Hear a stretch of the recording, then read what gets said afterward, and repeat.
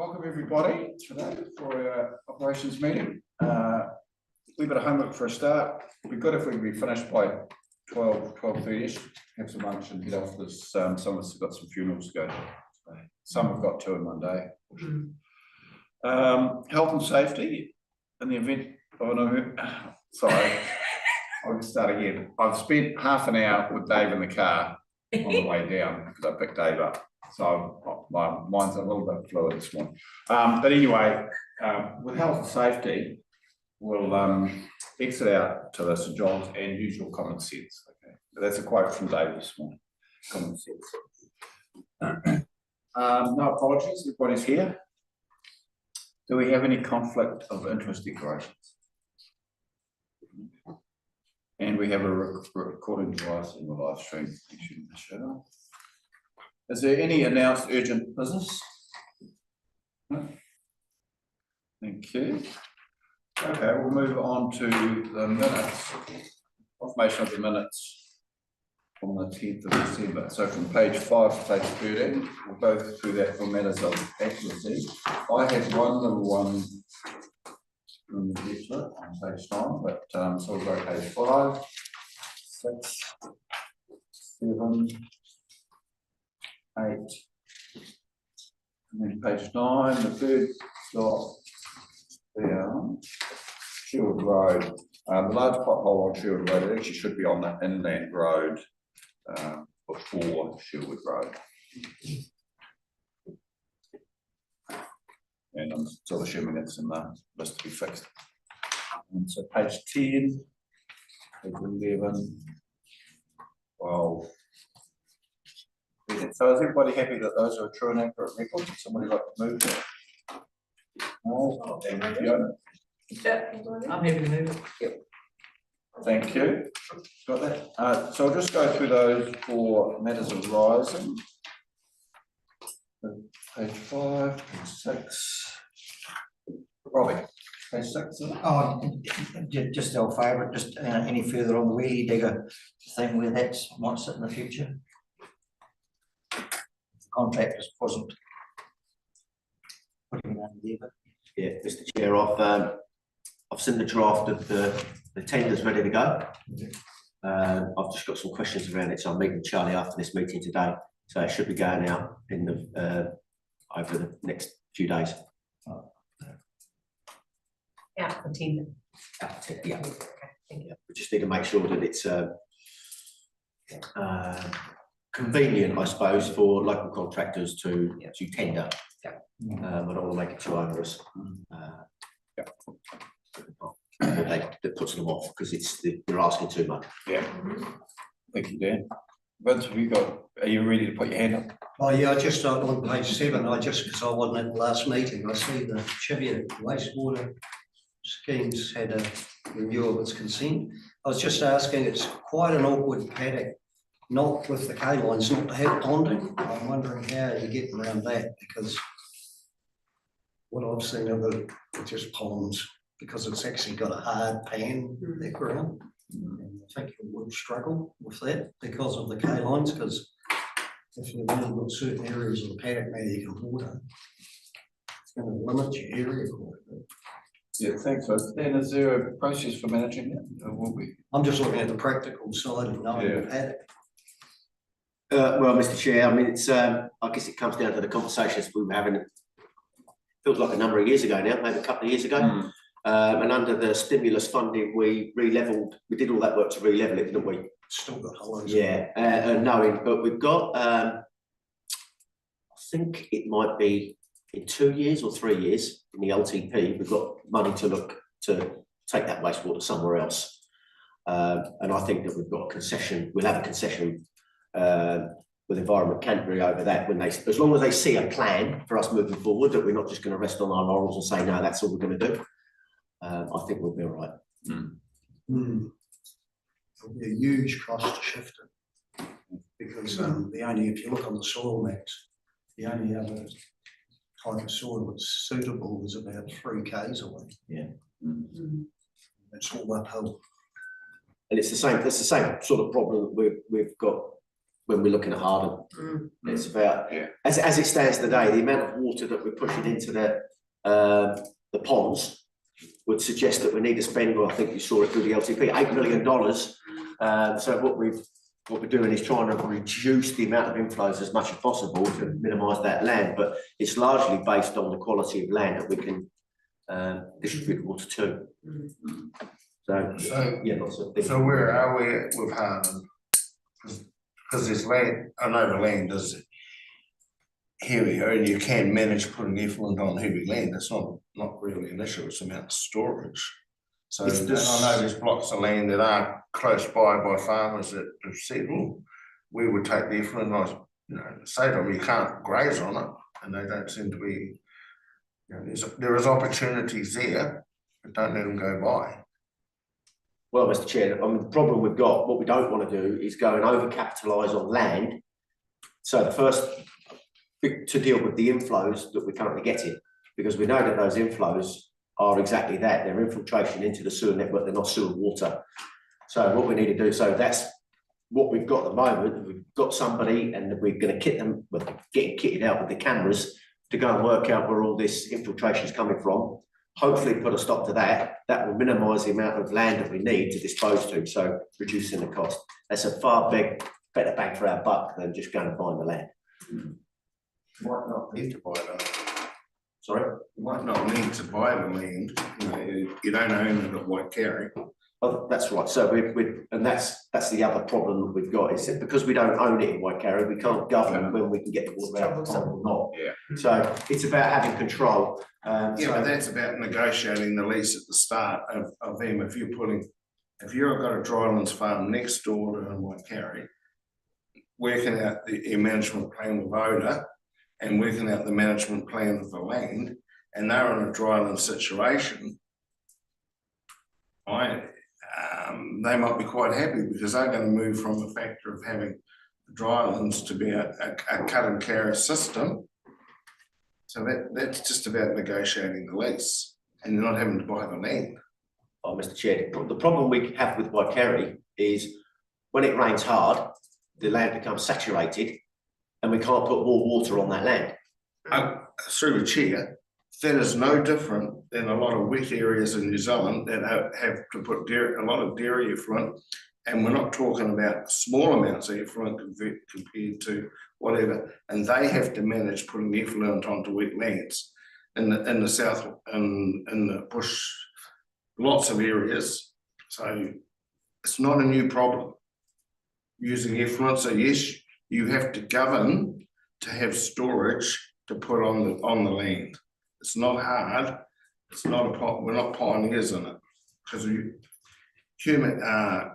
dairy effluent. It's not. It's different to human via cut and carry, but the management of infiltration soil is no different. Look, thank you for that discussion. Look, I think it's been a worthwhile discussion, but we're still on matters arising, and we won't. Yeah. If we can we sort of leave that there? And I just don't need to make things hard. Yeah. So matters arising, that was page 7. So page 8. I've just got a. Oh, sorry, Robbie. Sorry, Ross. Page 7, fourth point up, around the Amberley 3 times its normal water consumption. This came through the South Ward 2 and heavy rating for water at the domain, and we've clarified that, I think there was a thought perception there that it's the water that's irrigating the Amberley domain, which it's not. That's its own supply and nothing to do with this. And the thought was perhaps filling the pool might have had a part to play in it, but I just wondered maybe before the next South Ward or whatever, whether that was being looked at as whether it was just a hot dry period or how we came to use 3 times the amount of water.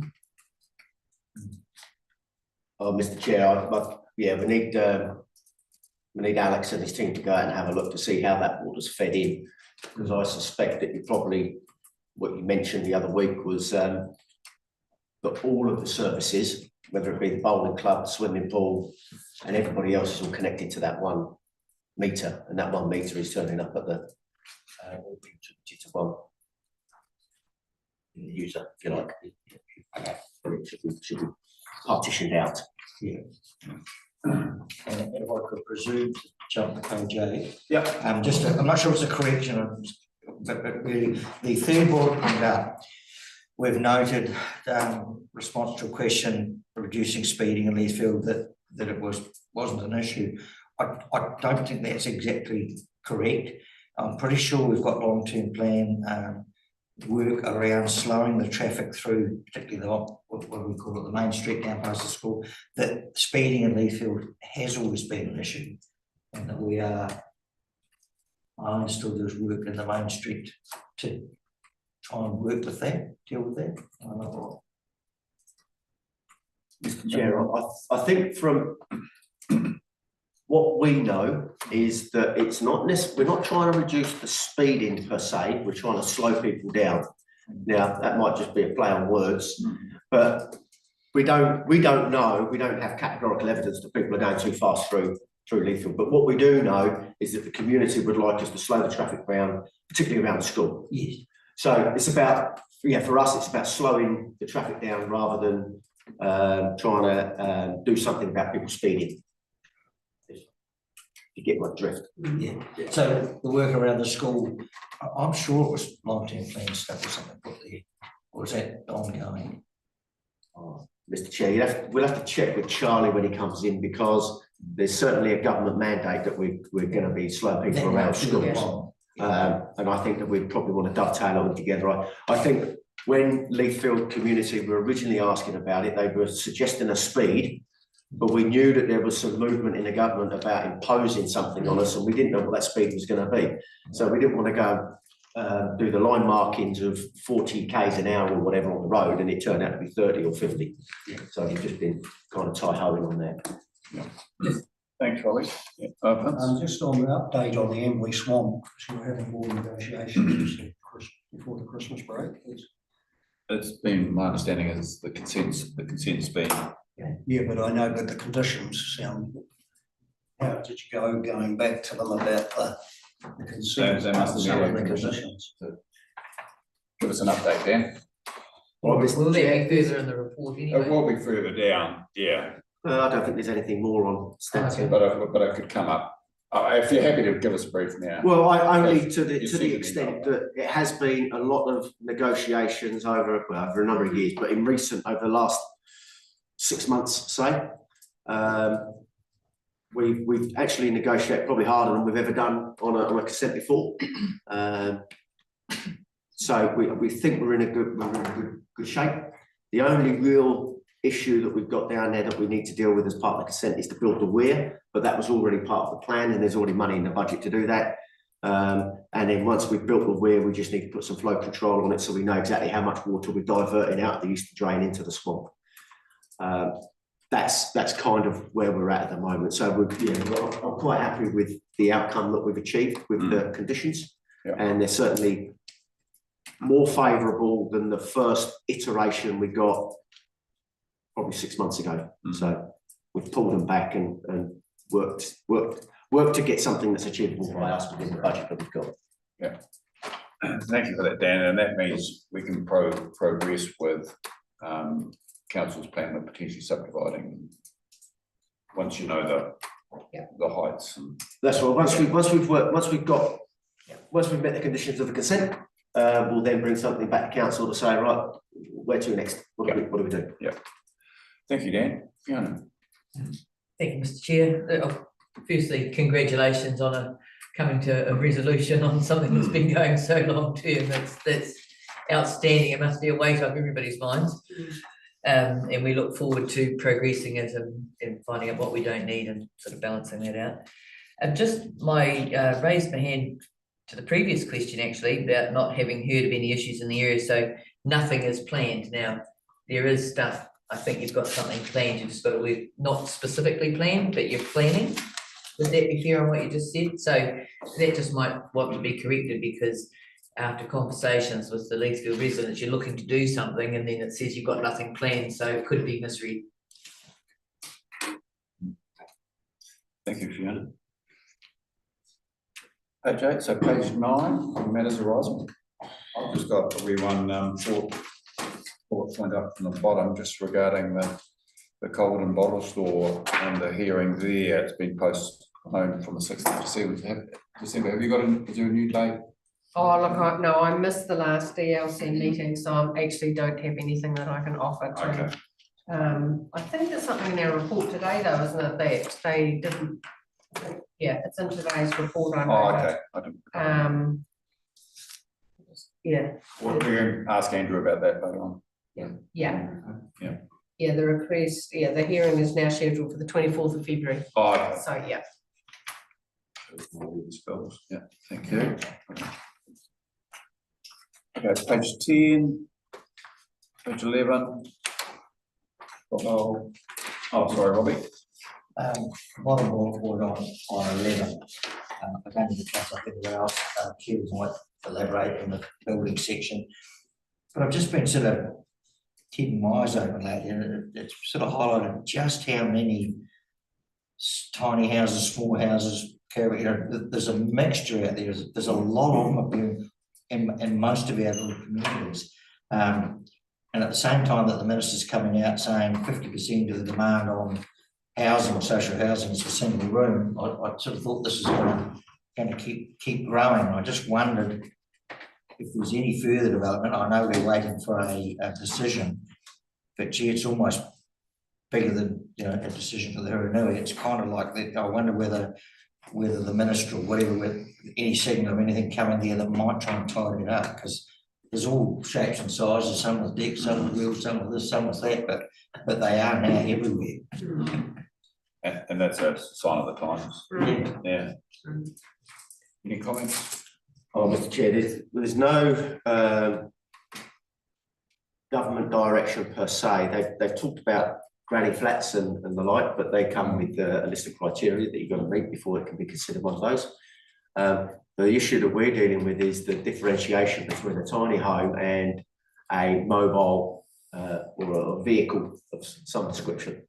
So the ones that we're embroiled in have been sent off to MD for determination, and I guess they've got probably a long list of ones they're working through. So we haven't heard anything about when they're likely, other than the fact that they've received it.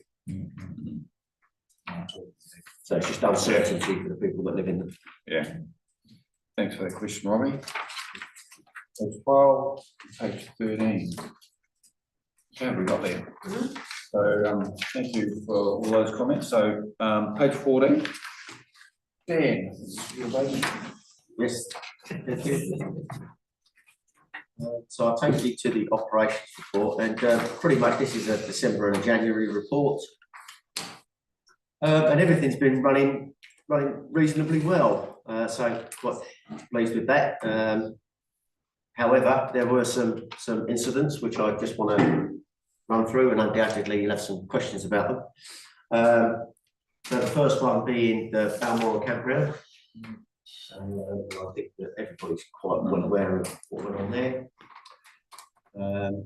And at the moment, the latest update there is we've had an arborist out to assess the trees. The arborist has said that the trees, or the ground that the trees are on, is unstable in the same vein as the one that came down, and that the trees should come out in the middle section of the campground. The trust, or the charitable trust that managed the campground, are accepting of that. And they had an offer on the table of someone that would remove the trees, but the slash would remain, and that would have to be dealt with at a later date.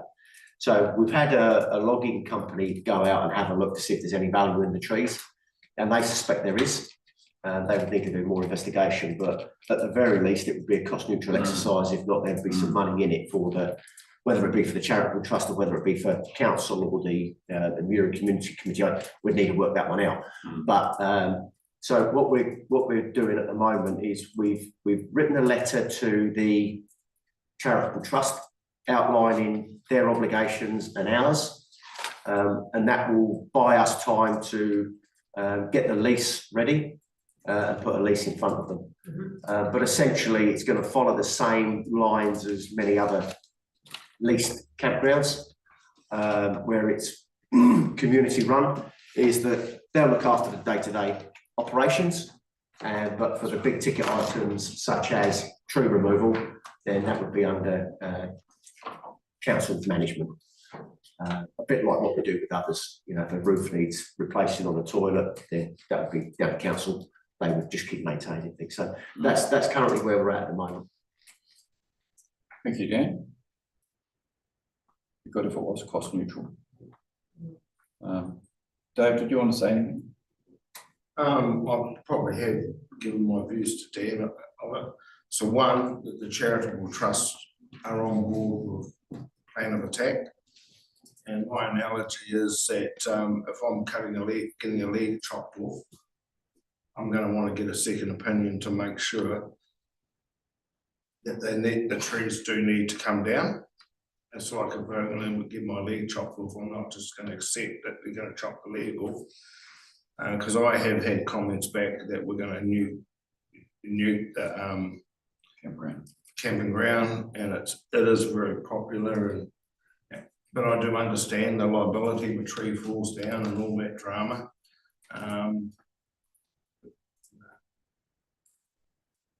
It seems a shame to lose such a valuable asset that I know is absolutely chock-a-block full of people and every weekend and well utilised. So I take it that you've said that the charitable trusts are all on board. That's fine. So I'm not going to come. Someone's not going to come back and say, "Oh, you nuked it." Yeah. I know there's, that's just my thoughts. So probably a second opinion, because how many trees have fallen down? How do we minimise the risk? Yeah.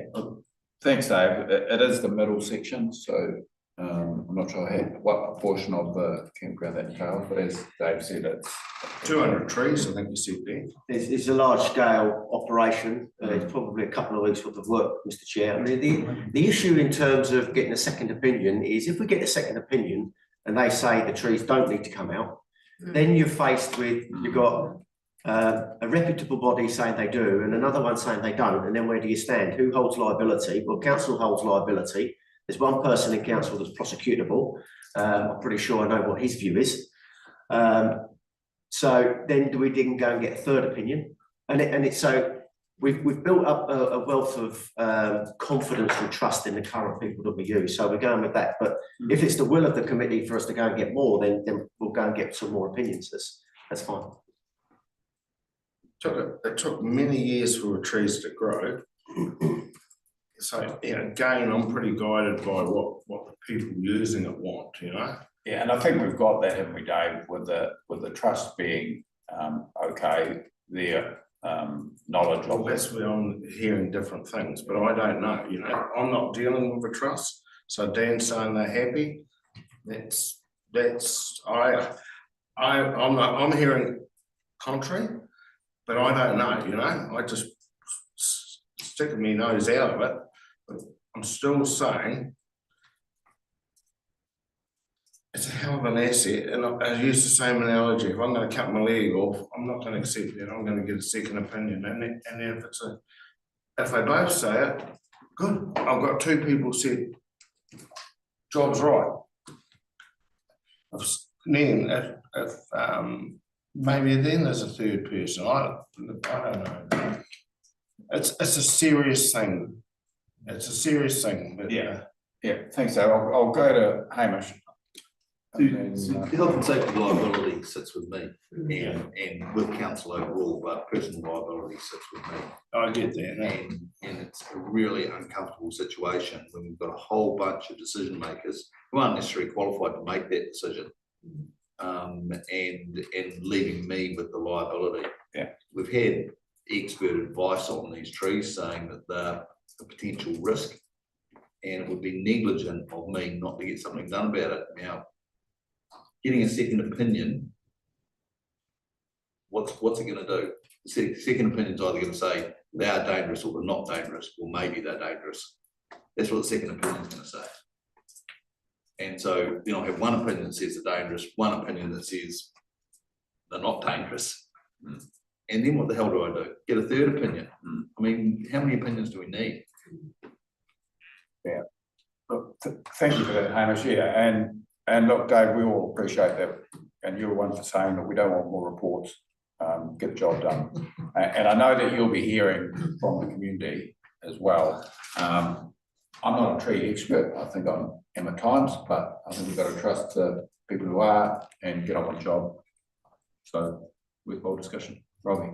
Oh, I was gonna go to Oh, Mark. actually, it's been said, I'm not Okay. going to add. Okay, I'll go to Robbie.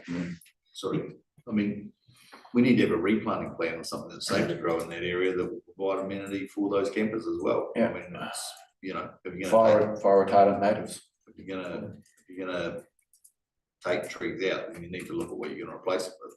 Yeah. I still disagree with what you're saying, and this whole thing of the liability sitting with you, I get that, and I wish it didn't, you know, we've gone, in my opinion, it's nuts, you know?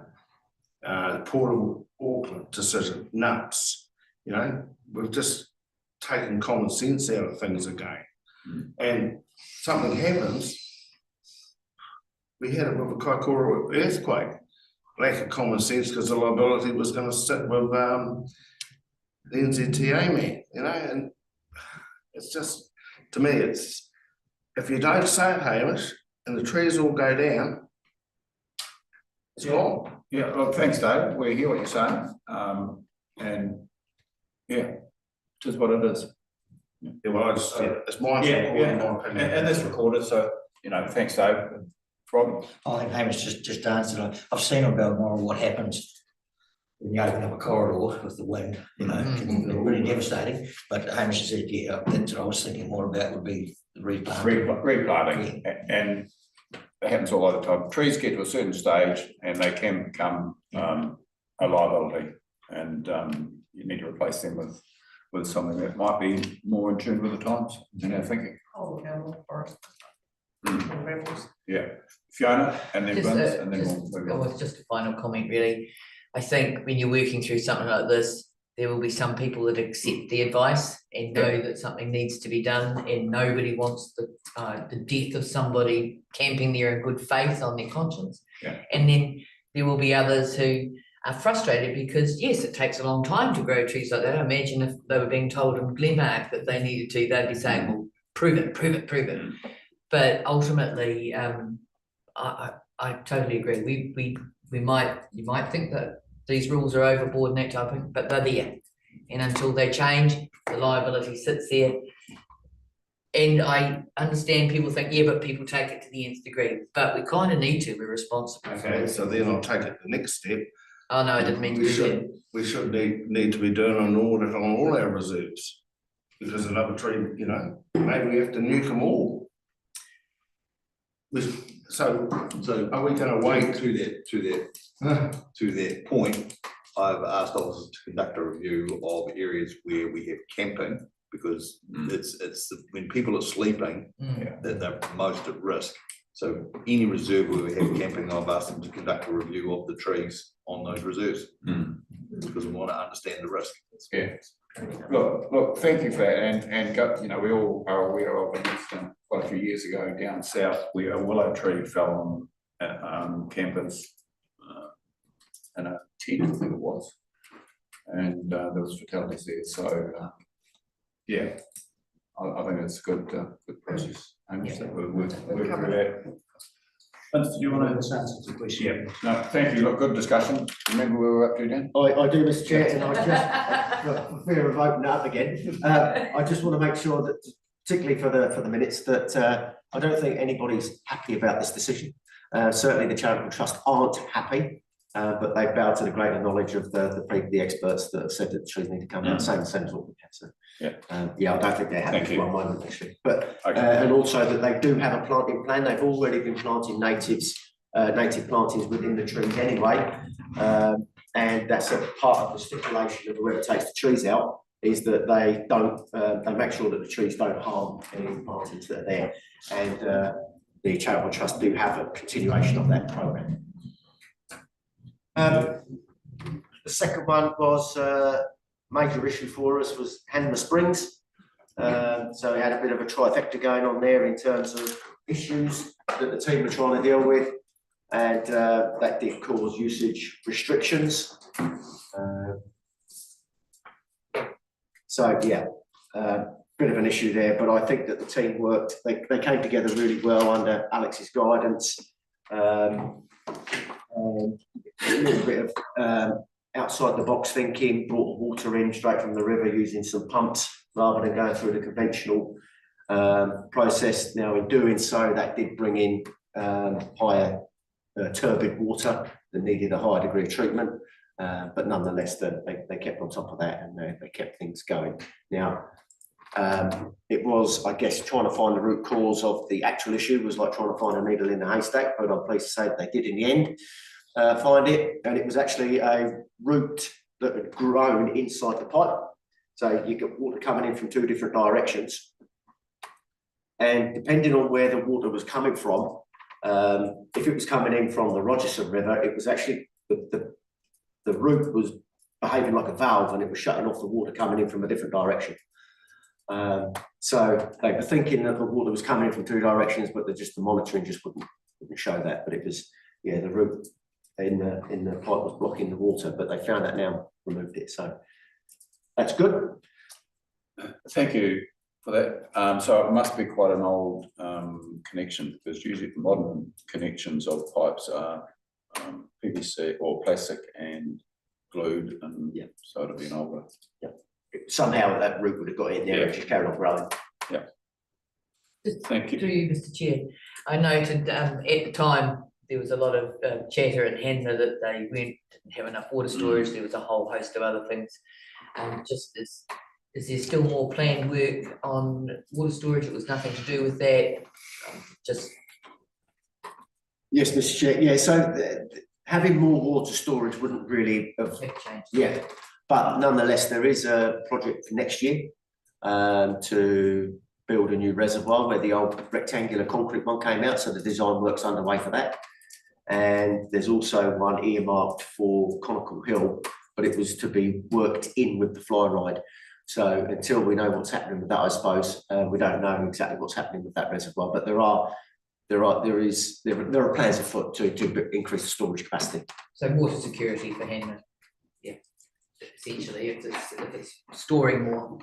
Yeah, that's correct. And so one of the things that we are looking at is how do we, in terms of, we've got storage security, but we also need the water source security. And at the moment, when we're taking water off two rivers, we haven't got that. So that's one of the other things that we're just kicking off to have a look at, is to say how do we ensure security of supply into Hanmer as well. And also projected growth. That's right. There's more and more subdivisions, so just I'm confident we've got a body of work and process that we're going to address it. Thank you. Yeah, we understand that, obviously people want to live in Hanmer, so there's going to be more subdivisions on the horizon, and there won't be any more subdivisions unless we can find more water. Thank you. Thank you, Fiona. Robbie? Oh, I just want to check, is it around residential drinking water supply or firefighting supply? It'll be kind of both, but which is the one which is the biggest problem? Biggest problem in terms of, When you say about the storage and all the rest, I mean, I can understand the reservoir and a direct line to feed for fighting fires and all the rest of it. Is the main driving thing that the shortage of water for domestic drinking water, or are they more worried about if we have a fire, if we've got enough water? oh, Mr. Chair, yeah, it's not so much about firefighting water. This is about ensuring that we can provide enough water and keep enough water going for Hanmer on its busiest of days in the height of summer. Yeah, thank you, Robbie. And the third issue that we encountered through this period was Blythe Road. Combine harvester was travelling down Blythe and ended up down one of the gullies. I have heard is that it was, I won't say the cause, but the turn of events was a two-wheel drive car was coming in the opposite direction, was largely across the road because of potentially some vegetation. And it's an area where the road comes down and then goes up. So I know that people try and get a bit of a run up to go up, especially if they're bigger vehicles. So I don't know any more than that really, other than the fact that the combine ended up down in the gully. On assessment of the road wasn't on that section, wasn't in particularly a good state. I'm still waiting on the full investigation of that, but there is work there was work straight after that to get it back into a decent condition. But in the events that led up to that, we're just working on that. I had the privilege of driving that road on Saturday in the tractor. I was raking and actually going back up that bit. The tractor jumped out of the forward reverse, it's automatic forward reverse. The road, I was down to about 6 k's and the tractor jumped into neutral. It's like going up a staircase. And I think that was a silage chopper that went down the bank. And because they were a wee bit heavy on the front with their front on. And then he got into that and I noticed where you come off the Haranui swing bridge and you go up that first piece there was exactly the same. The tractor jumped into neutral going up there, and you can go across a ploughed paddock if it doesn't do it, to give you an idea. That I think he was coming down and that to get onto a bouncer. Yeah. Well, I picked it up going back up there in the tractor because I was pulling a rake, so it slowed me down. And then I just jumping at about 5 or 6 k. Made the tractor go into neutral. So then you dig up climbing up the hill. It was that piece there and that piece just down, and that was on Saturday. So it is quite a wide road, and I think it's got plenty of gravel on it, but I think it's got the base has got this everything going. Yeah, thanks for that, Vince. Just on that note, we have historically in the past, dare I mention the word, sealed sections of road that are cause us a lot of grief. Is there a case here for funding from NZTA to do that? Because historically that has been the case. We have been able to get funding for, because it's health and safety. I mean, if we'd had a fatality there, what's the difference between that and Balmoral? It's like who's liable here? I'm not wanting you to answer that, but we know there's an issue. It's Shingle Road on the slope will generally always corrugate, and the worst ones in the district, some of them have been sealed. So, cutting to the chase, is this a case for funding from NZTA to? Well, Mr. Chair, we can use NZTA funding for it, of course, because it's considered a traction seal, and we'll use it for safety. And as you say, we've got quite a few of them around the district, so we can. It's about prioritisation of funds. Yeah. So it's just having a look at that and trying to work out the best bang for our buck, really. We certainly. I mean, I've been stood on that side of that road because it wasn't that long ago that there was a whole load of scour down the side of the road, and we received a whole load of CSRs about it. So I went and had a look. And there was logging further up the road. So what I certainly do know from my own experience is that because the road comes down and then it's a sharp increase on the way up, that trucks do pick up speed just to get up the other side. And it's as a result of them going, I'm guessing that's what's stimulating the corrugations to be to the extent that they are. But nonetheless, the issue here for me is that we had probably 3 or 4 service requests within close proximity to one another about the state of the road. And if they're standard corrugation service requests, they go directly off to the contractor to look at. We don't generally see them. So what I'm looking at now is what can we do within our system that where something happens within close proximity, whether it's distance related or time related, that we get a trigger. Now, we're just working through that, and as you know, we're moving to a new IT system. I'm hoping there's something more sophisticated in that than our current system, because what I don't want to do is if we're paying for a service with the contractor for them to keep on top of these things, I don't want to be paying for somebody to also be checking that as well, because that's duplication of effort. So we need to improve the systems. Yeah. Thank you, Dan. Just it was interesting on that road, the other piece where we usually have problems with is the one towards the Blythe end, where you go up the hill and do, that was perfect.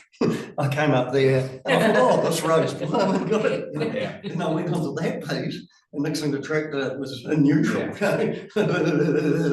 You know, it's just, it was really, you know, and that other piece is always this, that bit where you go off the Tars Hill as you come off that bridge Yeah. and climb there, it seems to be, it's those two spots that seem to be the problem. Yeah, I know historically we probably have about 10 areas like that that are the worst offenders in Huranui, and it's like, if we can only just get those dealt with. Now, I'd like actually just a question, Hamish, on the liability. Would Hamish be working on the computer from jail if someone had if we had a fatality on there, we knew about it? How does that roll out? Yeah, I mean, the liability, personal liability is with me. Mm.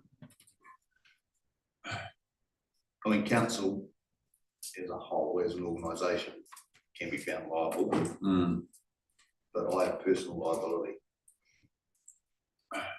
I know we've talked about this, you know, since I've been on council and probably before that, but it's like there are those worst offenders that if we could deal with, I know we say seal roads cost more, but it's like health and safety comes into it. So I'm sure the team is looking at It certainly does. options. Mr. Chair. Yeah, I mean, you talk about health and safety, it comes down to whether or not, I mean, it's a long, probably a very high threshold in terms of roads. Mm.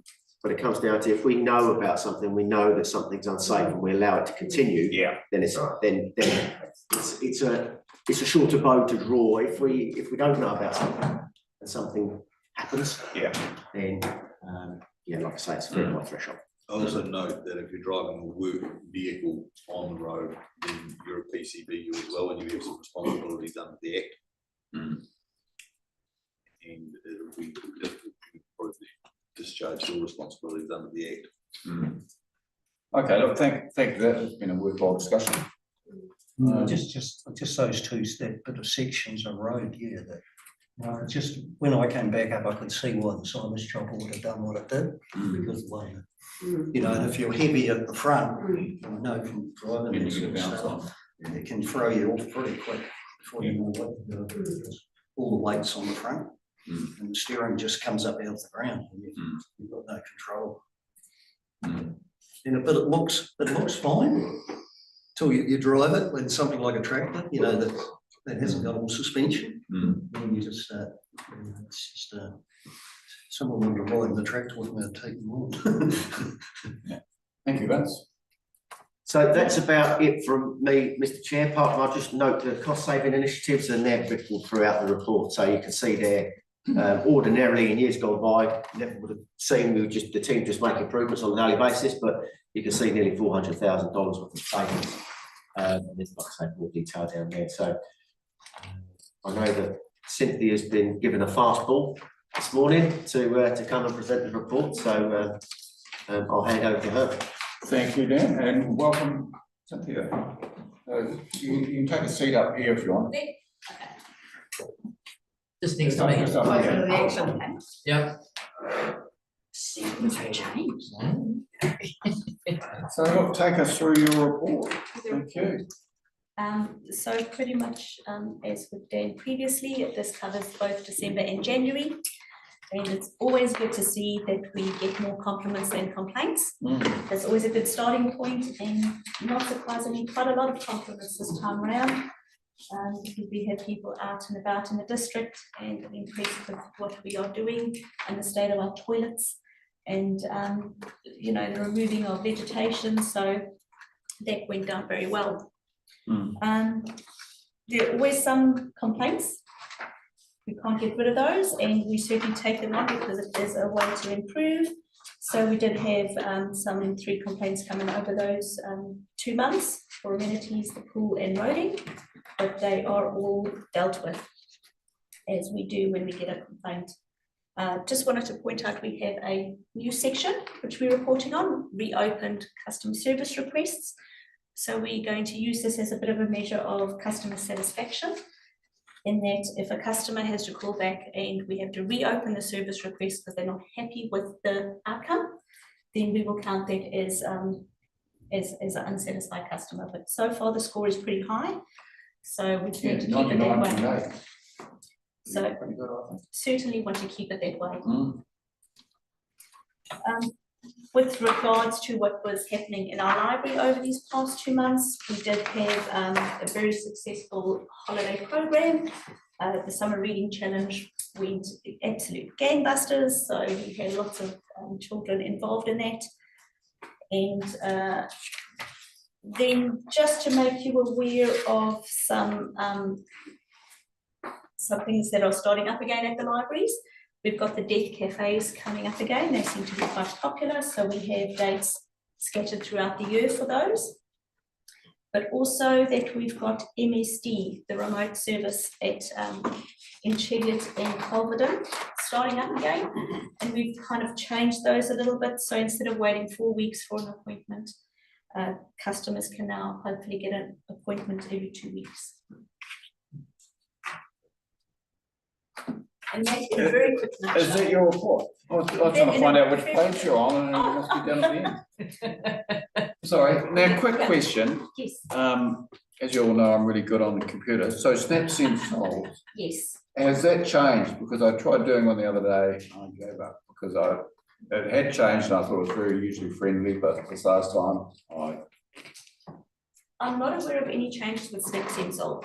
okay. So I know that they are constantly making changes and upgrades to make it more user friendly, but I haven't been made aware of anything that would make it a difficult experience. But we're happy to show you.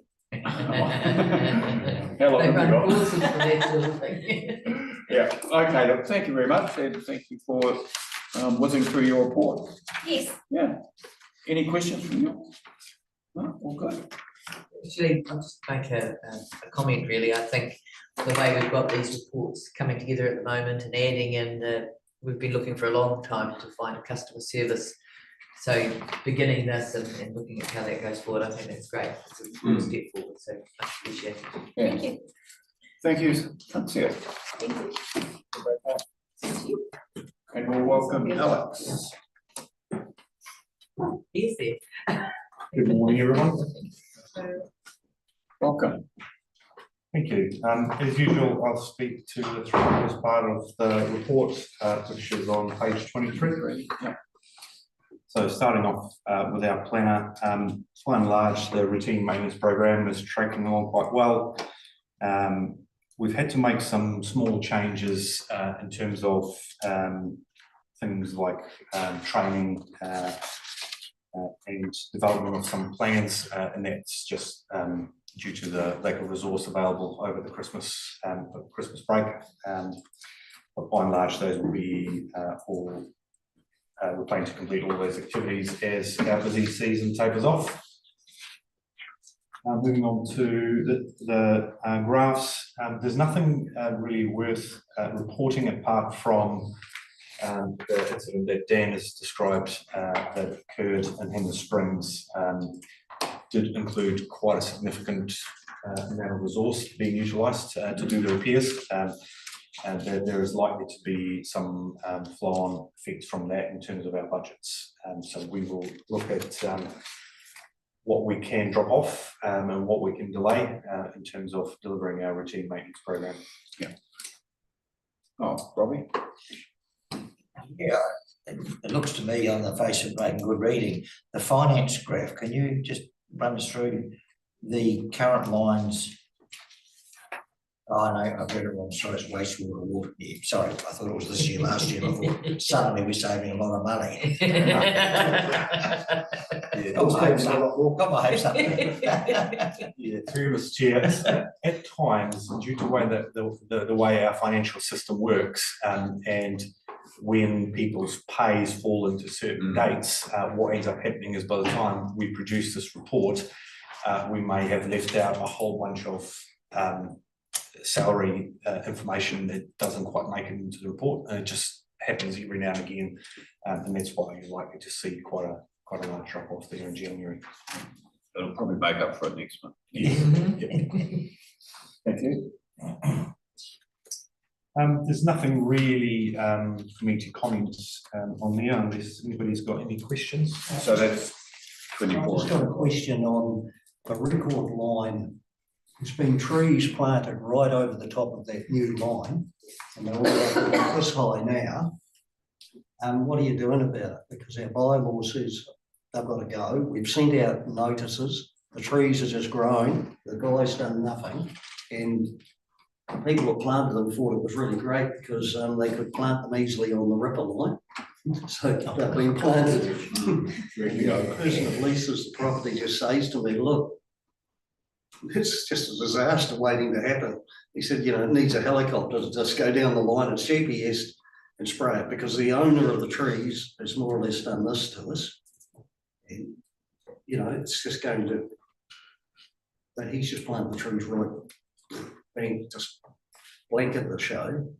And, you know, we know about it, so we need to do something, because, you know, I'm just looking in years to come, even if he has paid trees, it's the damage the trees can do to the whole line. Yeah, and if they fall over, rip the line. So When that happened, Mr. Chair, I know that Vince, you've raised it with me before, haven't you? And my understanding was that there was a 15 metre, 7.5 metre either side, 15 metre corridor where they have not planted those trees. So if you're saying that there are trees, we'll have to get. Well, this is the Greg Chamberlain releases the property, tells me it is. He said that. Well, we. Can they get Reed or someone to go and have a quick look, just to verify that? because a little bit of time spent now could save a big bit of grief down the track. Thank you. It certainly was ground, I'm not disputing what we're hearing, but it'd be good to ground truth it now and actually action it, because if it's not sitting within policy, it is a disaster waiting to happen. Yeah. Mhm. Thank you. Which page are we up to, Alex? Just moving on to page number 26. Thank you. In terms of average water supplied, we did see quite a large peak in demand in the early December. That's when we had a couple of weeks of really, really hot weather. So again, some record demand in places like Amberley, Hammer Springs, and largely throughout the network. And then late December, as we experienced those frequent thunderstorms, that demand tapered off. So the graph looks at, I guess, the average demand right across the month. So it doesn't look too much different from the previous year, but when you look at it day by day, I guess the demand was huge throughout the districts. Going on to legislation regulation changes. So SGC made a submission for the proposal in terms of the levy for the regulatory services that Taumata ROI provides, and we mainly focused on affordability and equity issues in the levy structure. I believe there's been a workshop, and you're aware around the Water Services Act changes, as well as the new bill that's in front of the government at the moment. So there's a couple of notes that were made in that submission incorporating that bill, where we thought that essentially, as Taumata ROI loses responsibility or is no longer looking to regulate those water supplies with fewer than 25 people, then we see that you know, the current levy structure that's proposed does not include that change. So therefore, you know, their regulatory spread is actually much smaller across New Zealand. So we submitted that I think it's unfair for them to, I guess, introduce a levy before that bill goes through. Okay. Thank you. Moving on to resourcing, in December, our utilities officer stormwater position was filled, which is great, and the utilities officer is out there doing quite a bit of work, and I believe up in Cheviot at the moment, doing a lot of capacity restoration work in drains.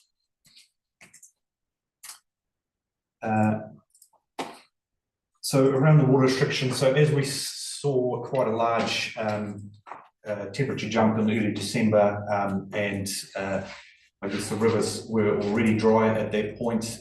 We introduced level 2 water restrictions throughout the district. And those restrictions slowly were removed as increased rainfall was observed towards the end of December. With the exception of the Hamner Springs, which moved to level 4 restrictions as a result of the fault that Dan described earlier. The 31 customers have reported a complete loss of supply. That's across both months, and the breakdowns of the causes are presented here. Yeah, so as Dan mentioned, we did have a very, very odd situation happening in Hamner Springs. It was initially noticed in late December, and as sort of we responded to the situation by performing frequent routine maintenance of the intakes, and it initially looked like what was later found out as a blockage was actually a water leak. That's the way the flow meters have interpreted the situation. So there was quite a bit of resource, I guess, utilised to try and go find that water leak. So we had to shift the Rogerson River over completely, expose the pipe under the river. And of course, no leak was found. And in the end, we ended up doing specific flow metering to determine the velocity and the direction of the flow in the pipe to try and find what was actually going on. And as we sort of progressed down towards through the pipe, we were able to locate a fairly short section of pipe where we thought that obstruction was, and some inspection slots were cut in the pipeline to see what could potentially be the cause. And the first inspection slot is where we found the blockage. It was subsequently removed, and everything was restored. We've had some frequent disruptions in the Kowara scheme, and this is due to an ongoing failure of a 20 bar pipe.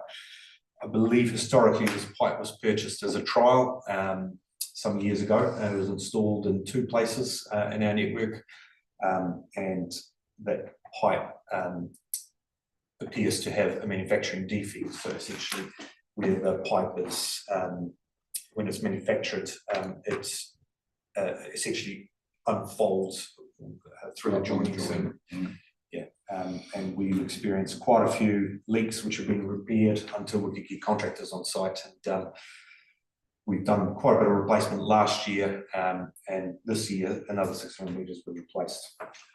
So presumably it's past its warranty. Oh, well and truly, yeah, well and truly, yeah.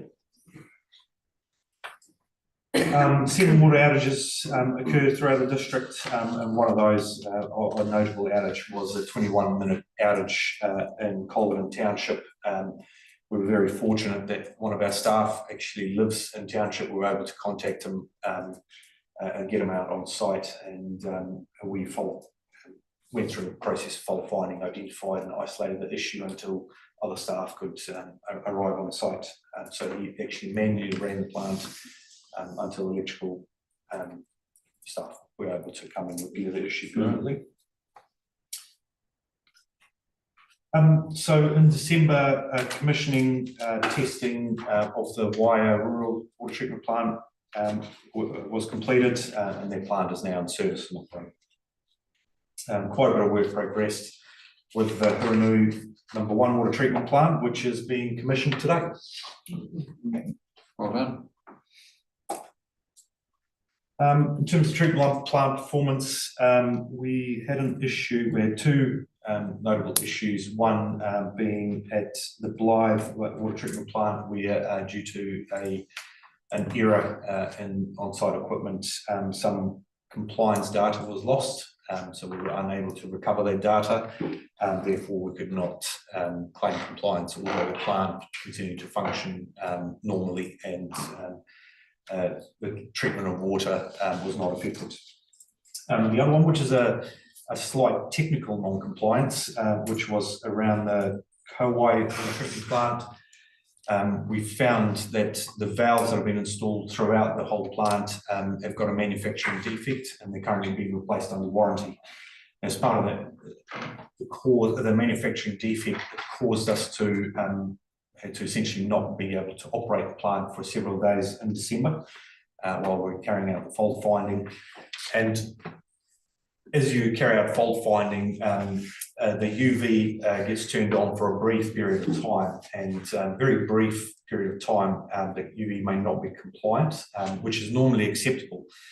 But the rules are written in such a way that they consider, I guess, the time you can be non-compliant as a percentage. So if we run the UV for a very, very short period of time and it's not compliant for that very, very short period of time, you essentially have a technical non-compliance, which is what the issue is in that particular site. So the water remains safe, and the treatment operated is just a technical sort of things.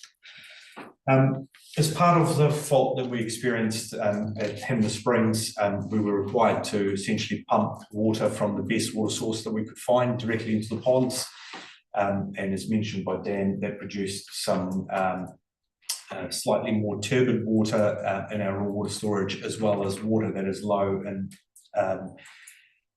transmittance or UVT. So that is the ability of the water to essentially allow the transmittance of the UV light. So due to some technical challenges with that, essentially the plant had to be manned and operated for a period of about 2 days manually, and we had to increase the chlorine dosing for that plant because of the, I guess, the heavier organic presence in the water, and with that, our chlorate result in our reticulation was relatively high. It was above 50% MAV, which requires us to essentially have a more strenuous monitoring program for a period of time. But since the issues of the raw water storage have been resolved, our chlorate results have been quite low.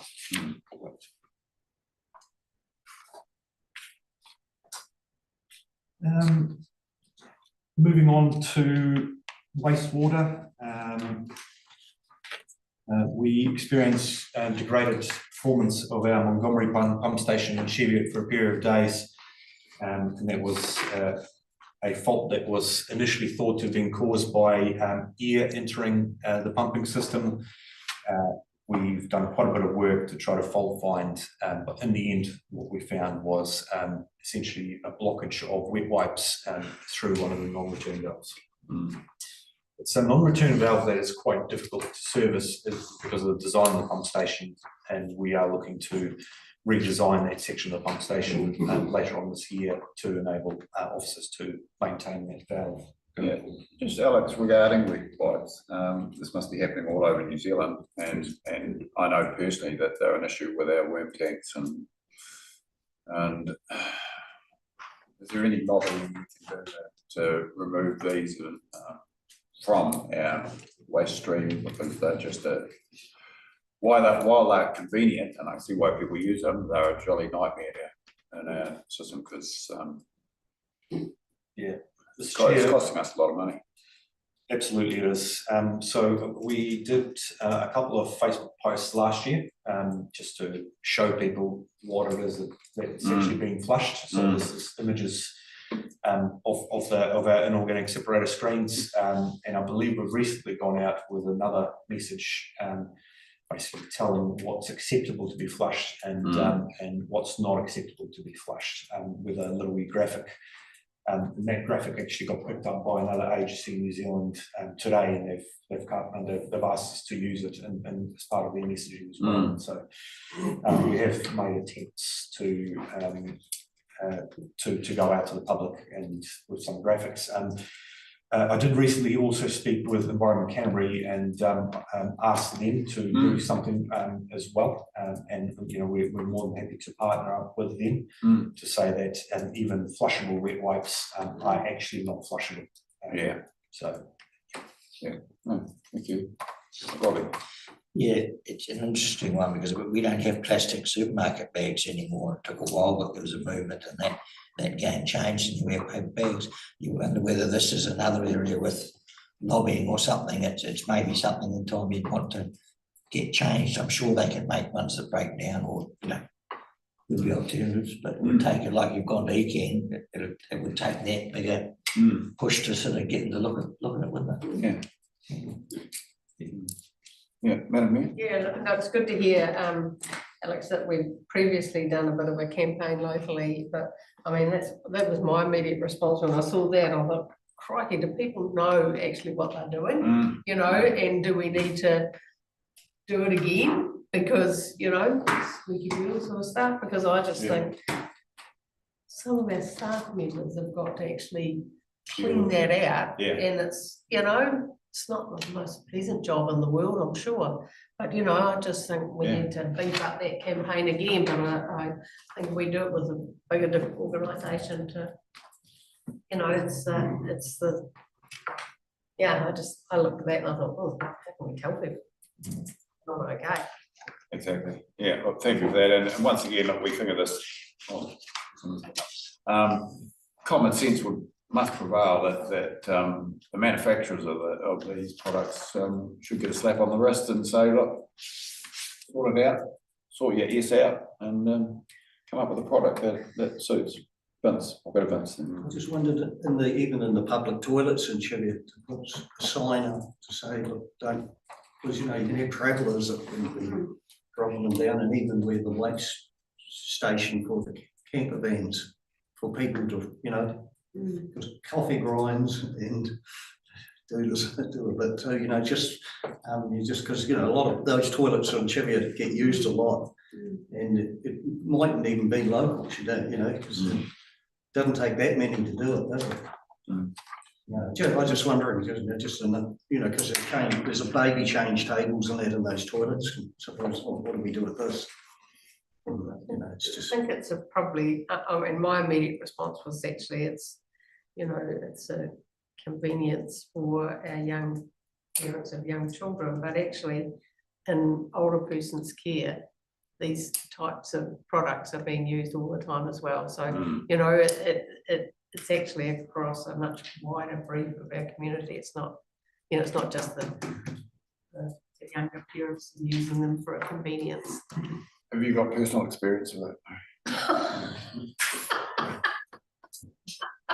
Yeah, hands off the computer. Sorry, I didn't mean, no, as a grandparent, which I am, I'm guilty of it. Stop thinking. Okay. I'll stop digging the hole. We'll go to Robbie, save us here, Robbie. Sorry.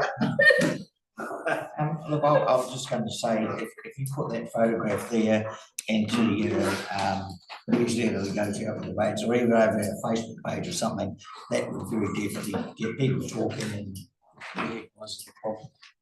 Picture always speaks 1,000 words. Yeah, Even a photo like that in our Thanks, library, Robbie. you know, there's a lot of people go in the library, just so, you know, it's a bit topical.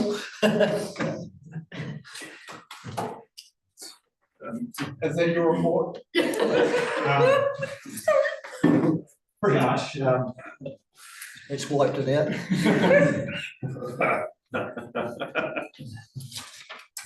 Oh, okay, so we're still on page 29, are we? Or 28? yeah, moving on some of our notable things around stormwater. We've done quite a bit of work down at Leafield Beach this year, keeping the culverts, keeping the culvert out to sea opened, and it's a challenge for us. So some years, particularly wet years, we have to do quite a bit of work in keeping the lagoons open. When we've got dry years, it's a challenge for us down at Leafield Beach, where essentially every time we get a high tide and there's a lack of flow in the drain, we ended up having to remove a whole pipe worth of sand out of those culverts. I agree with that. And just the obvious point that if you add up what we're spending trying to keep that thing going, sooner or later we're going to have to address it. Well, you looked at the box system they've got down by Matty on that. That comes out to sea, and because they had the same issue all the time, and they ended up building a box. So it's above the tide, the water runs out and it doesn't fall. That's the Wainono box, is it? Yeah. Well, You know, I'm just thinking that was the same issue all the time, that it was just every time. You know, you can't keep going with every tide, twice a day. So is this the one that was lengthened, but we've shortened it? Yes. Yeah. So it did have a extension, but then that was removed because of Brexit. Yeah. It could be something to, if there's a solution there. Is there? It's all being looked at, Mr. Chair. Okay. Thank you. Any more questions? No more questions? Thank you, Alex, for your report and the fantastic work you and the team does. Thank you. Much appreciated. Thank you. I think we'll go to Charlie. And that's all. If you're hungry, we'll do Charlie. Welcome, Charlie, done for. Welcome, Charlie. It's on page 31. So looking on page 31, we've got planning our budget for this financial year to date at the end of January. It is looking a little bit light for total expenditure to date. I've put a little bit of a summary around why that is on the following page on 32. So our contractor claims the work that they do for the previous month, and over the last couple of months they haven't been able to claim the full extent of their works due to their own internal rules around creating their invoices. So this is something that we've been talking about at a high level to try and get ironed out so we can more accurately forecast and more accurately plan to spend the money in the right months. But we're looking at about an additional 2.5 million to be claimed, which ties in nicely with where we should be. That's mostly due in seal pavement maintenance and resurfacing. So there will be some changes to that probably for the next operations report that we write. You'll see quite a jump in expenditure there. But we've had a couple of good meetings with the contractors around our budgets, where they are, where money is sitting and allocated for what, and those have been really productive. I think we've, as a team, got quite a good handle on our numbers and where our numbers should be, which has been really good. Going into service requests, service requests have still been pretty light in comparison to years gone by. They are creeping up now. A lot of the service requests that came in over the December-January period were for unsealed road corrugations, warmer, drier weather, and some of the roads that we put material on at the start of this year to corrugate. Some of the roads that we've not put material on have worsened over the break. So we've been working through all of the reports that have come through around isolated roads that require some maintenance and some touch up. Going into L&P activities, L&P's been busy over December and January. This is one of those areas that the claim process probably inflates a couple of the numbers. Looking in December, where they replaced 500 marker pegs, pretty marker pegs or culvert marker posts, was probably a conglomeration of a couple of months added up to be claimed in the same period, because they're bought in bulk under 1 month. But they were busy out helping out with the pre-reseal repairs, the small sections of edge break or potholes before resurfacing was about to happen, and quite a lot of reactive sweeps. A lot of that was around the reseal sites that did get sealed. Not quite as much chip loss and not quite as much leftover chip on the reseal sites this year, which has been good. Over the Christmas break, we had one of the culverts failed on Sherwood Road. Basically just developed a substantial hole, so the road was semi-closed, and the work was programmed to replace that culvert the first week of January when everyone came back to work. So that arranged all of that, and that was replaced with a new Euroflow, and then quite a lot of the roadside swale tidied up as part of that process, as well as the sumps being cleared out around the various townships, which we've followed up. Just on that note, Charlie, so the clearing out of sumps in our township, which my understanding is it's a contract through our local committees, we've had the contract for the road sweeping and sump clearing. Is that an annual thing that they do the sumps, or is it when they're needed? Depends on the locality. Some of the townships have different requirements. So Amberley, for example, is cleared out monthly. Okay. And I think Holverton is bi-monthly, and Wales annually. Yeah, we had a flooding incident in Waiana with that last downpour probably a month ago, and that probably highlighted something that hopefully is. Has been cleared since then, yep. So the biggest piece of work for us over the last couple of months has been the seal pavement maintenance, so looking at the reseals. So all of our pre-reseal repairs that have been underway, our stabilisation and dig out. So at the end of January, we've done almost 10,000 squares of stabilisation. I think the original intent was 16,000, and I think we're on track to hit 25,000, just shy of 25,000 again this year, which will be another big number. Oh, sorry, I'll go to Robbie. Just a question. With our reseals, and I'm thinking of Markham Street in particular here as an example, where they're a main route, they're a tracking route and all the rest of it, obviously there's a formula that's got to have that.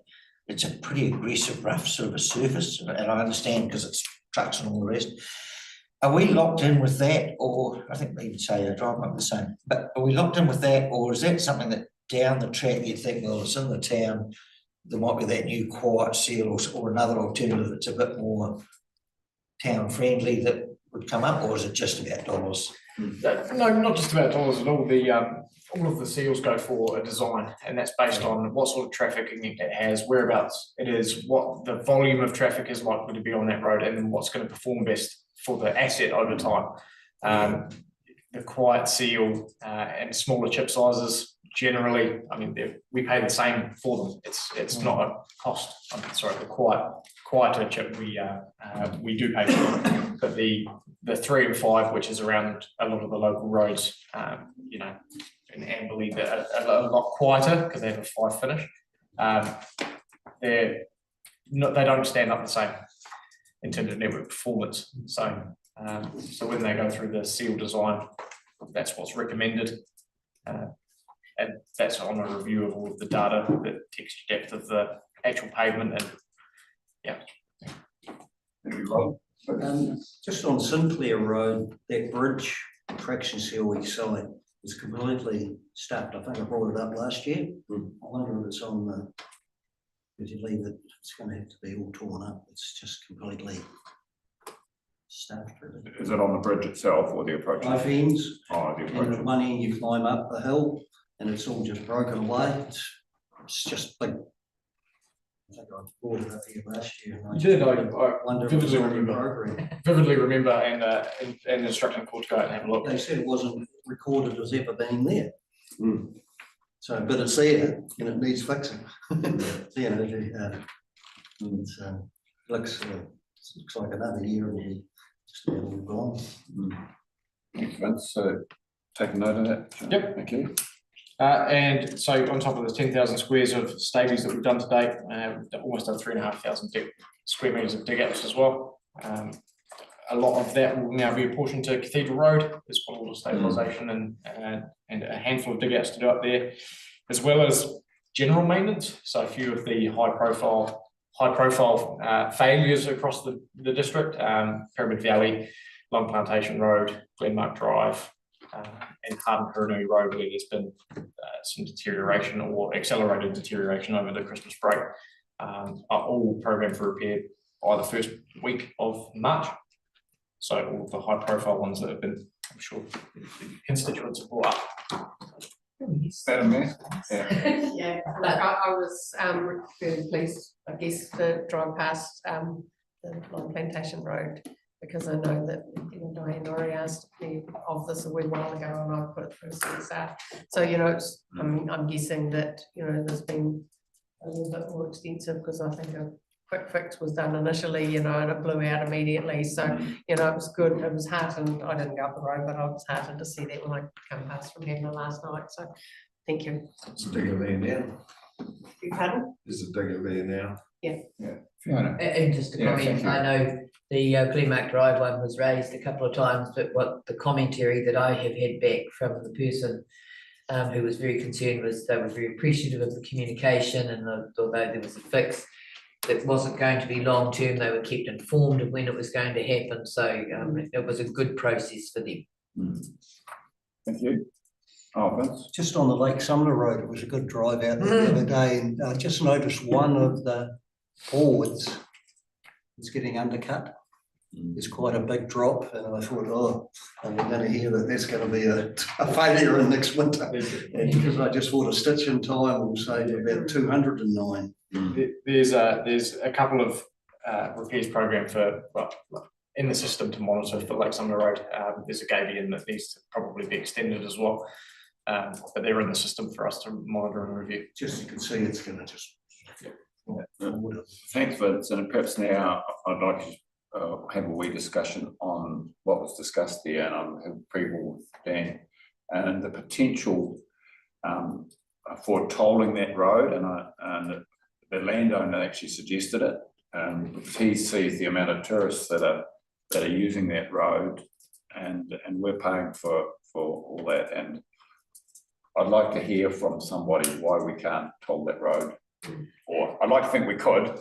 But I believe there's a reason why we cannot toll that road. But it would seem like a logical thing. You could have a fob, you go past somewhere, Haranui ratepayers don't have to pay, but anyone else pays. And we had quite a discussion on site and thought we'd found the magic bullet for Lake Sumner Road. So who would like to inform us of? Well, Mr. Chair, I don't believe, and I can check, but I don't believe we have a legal instrument to put a toll on an existing road.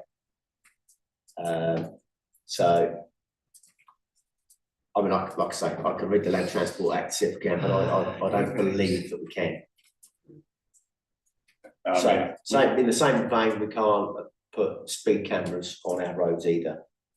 Okay, the legislation's stopping us from doing that. Yeah. Madam Mayor, have you got a comment? Yeah, no, I just want to say, the day after our drive out, I raised exactly the same issue with the CEO, saying we found the answer and we've come back with a solution, and he gave me exactly the same response to what we've received from Dan, so, yeah. If we were to put a new Existing pathway. bridge or Yeah. a new ford, So under the Local Government Act 1974, section 361, you can establish or abolish toll gates at bridges, tunnels and ferries.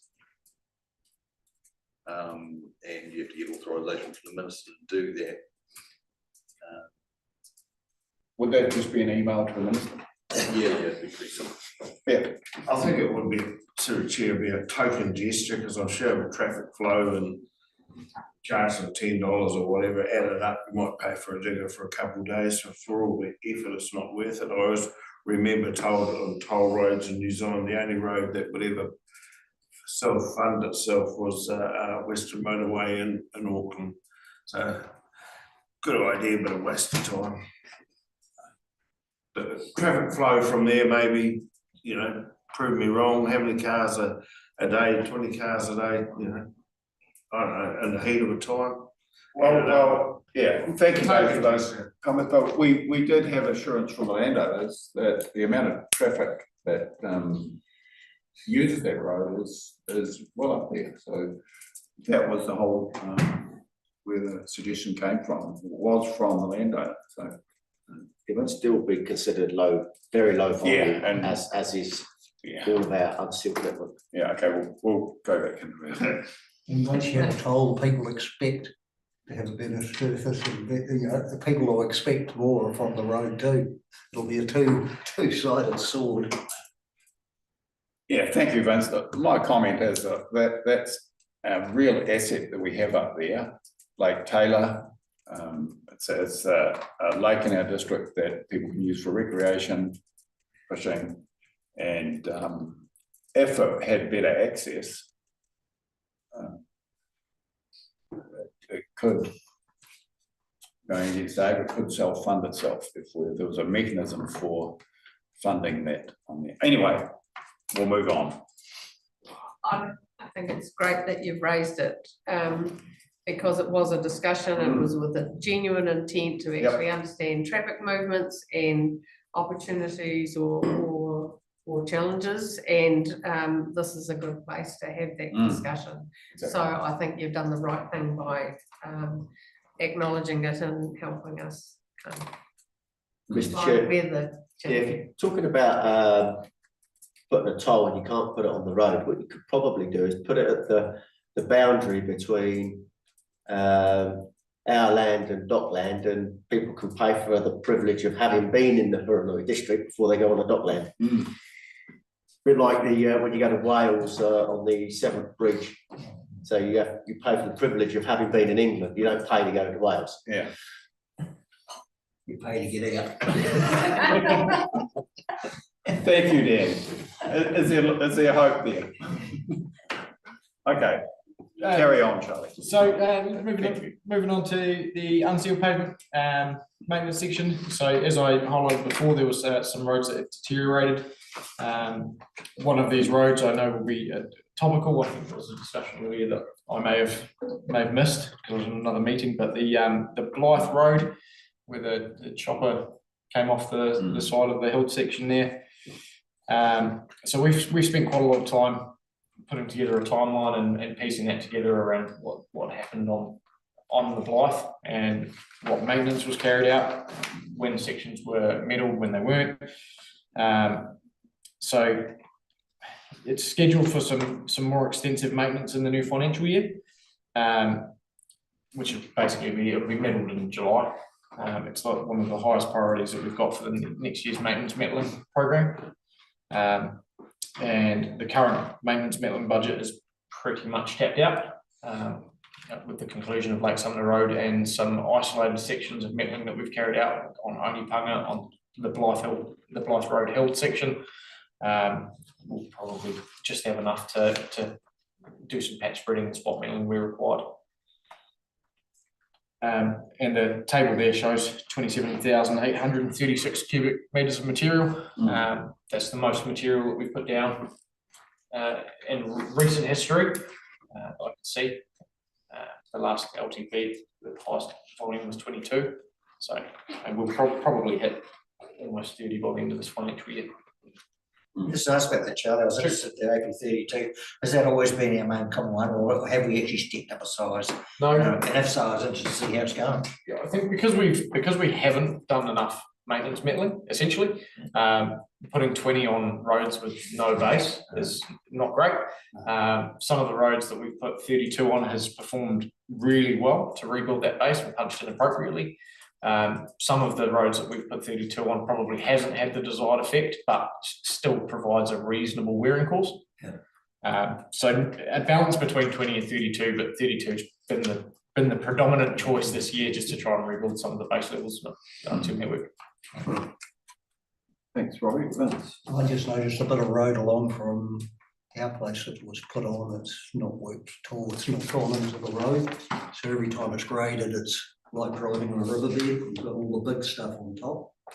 And it just didn't go into the road, just mixed up with the lighter stuff on top. Yeah, I think partially could have been down to timeline.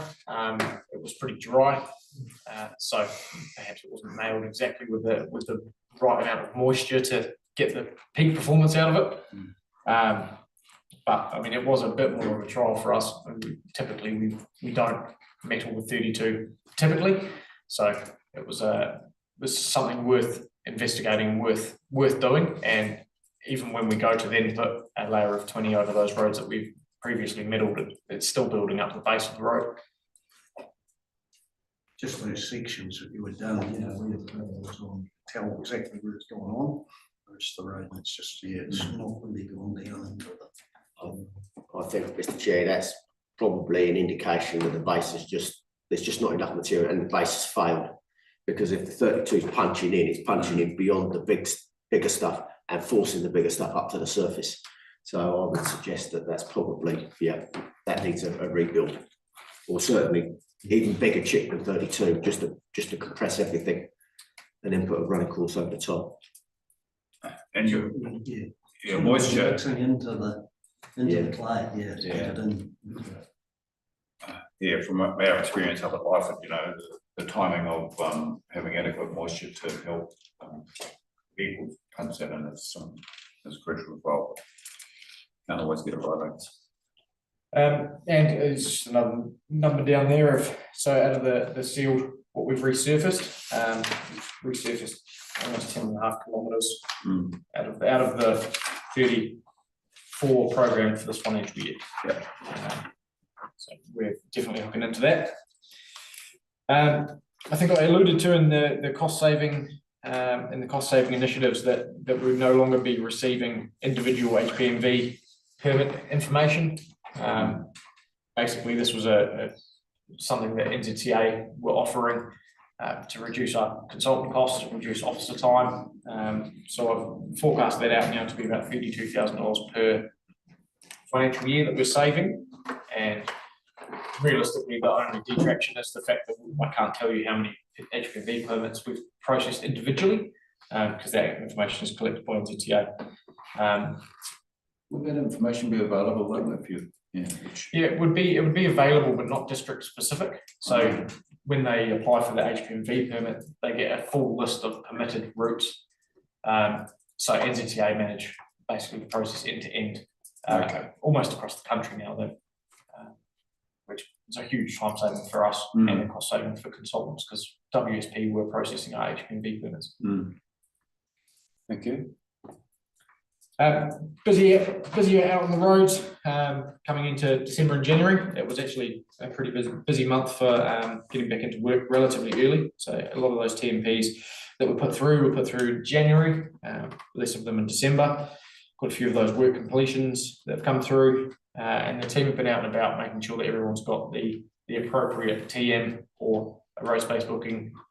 And then, you know, we've had quite a few instances of reputable companies essentially doing what they like.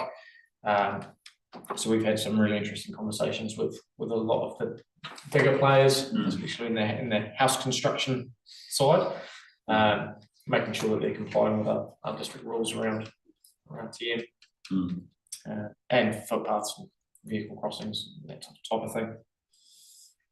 And an increase in the amount of temporary road closure applications. So it was quite a few temporary road closures. I mean, I know that we are certainly leaning towards closing roads as opposed to operating with extortionate amounts of TM. Rotherham Road South being the prime example of that at the moment.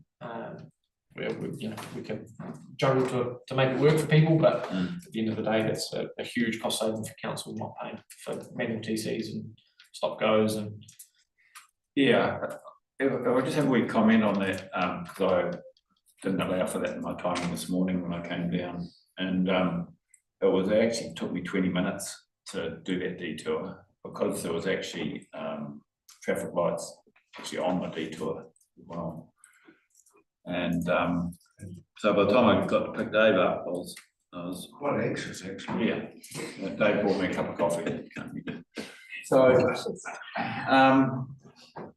the timing of the Amuri show, look, it's great for getting the work done, everyone appreciates that, but it was just the timing. It's like we've been waiting probably 2 years to have this work done, and then that's happens to be the month when Amuri show's on. And I get the flag, but I just say, well, look, it's you on the road done or not. So it is what it is, but I guess in hindsight, if that was my business, I perhaps would have thought about Amuri show. And I hear what you're saying about the saving council. I appreciate that, but we're passing that cost on to everyone that drives the detour.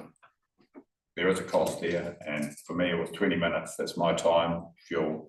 So it's a matter of juggling always, you know, juggling that cost. Someone's going to pay for that, and it's not council at the moment. We're putting it on to the people who are using the alternate route. Just want to clarify that the rehabilitation on Rotherham Road South couldn't have been done under stop go because it's forward. Yeah. There is no other mechanism. That's great to hear. I needed that information. There was no because that's end of story. And the as far as the Amuri show and consideration goes, I mean we've tried to work quite hard to be considerate of all of the businesses and the residents around that area, coming up with the best possible detour. Typically we wouldn't detour onto unsealed roads. There isn't really any other alternative out there that makes sense. And then understand that the work on Isolated Hill at the moment, this finishing up the stabilisation down there, so that will go very soon anyway. But yeah, I appreciate the time. No, look, I just want to thank you for the work that's being done. It's great to see it, and no matter what we do, we always seem to cop a bit of flack. So I'll go to Robbie and then Madam. Oh, yeah, I was just gonna actually share a notice similarly with the team around Amberley. You know, they've had some dynamite ones recently. The railway crossing being the worst one, the most complicated one probably the term. And I know we've got Reserve Road, Lilcox Road, and of course all the keyboard warriors and experts all came out of the woodwork. And I know the Royal team here were getting all sorts of grief. One of the big things, and the question is why can't we do stop goes and things like that? Well, as I understand, it's, you know, railways got their own rules and they can sit in the car all day and watch you. But yeah, some of those ones that just isn't an easy one. There's no next street over detour and they're going to the next seal. It's just really messy. I think all they can do is just hunker down and do it quick as they can and get out as quick as they can. You know. Just like to point out there that neither of those mentioned closures are roadworks, so they're caused by something else happening. So like Douglas Road was a Three Waters project. Reserve Road is a main power. But what we are doing is we're utilising the most that we can out of those closures as well. So while main power have the road closed because they're trenching across the road and opening up sections of the road, we are having other teams go in and do other work in there. So we are making use of what we've got as well. Yeah, I'm not quite sure exactly which bits are closed, but I've talked about with the team, with a couple of teams, the Lawcox Reserve Road corner of the way it is with the giveaway and that, and a number of, you know, I don't know if while that's closed, you know, might be a good time to look at it. Okay, it's just that comes up features in my NZTA technical report section, so I'll talk to that now. I'll just go to, thanks, Rob. I'll just go to Madam Mayor. She had a. No, look, I just want to share this, it literally come through at 10:25, and it's a message from my constituent expressing the Rotherham Road South issue and feeling her concern. It just took her 1.5 hours to get her kids to school and preschool, a trip that usually takes less than 45 minutes. And I'm sensing her frustration, and I guess I just want to raise it because it's topical, but I'm happy to talk with you, Charlie, and get a response to this person. And she talked about there's no way that she's feasibly able to do that for a 5-week period, you know, so I mean, I guess it raises the issue of we understand why, but there is an implication to that for individuals, so but can I chat with you and we can. I just thought it was important that I raise it because it's a long message with a whole lot of other factors. So I found it was important I raised it on her behalf. Yeah, my understanding is certainly businesses along that stretch are still able to have clients come to and fro. So there is a wee bit of leeway. And my understanding is this afternoon, I can say this in a public meeting, that for people going to the funeral, we'll be able to go through that bit of roadworks.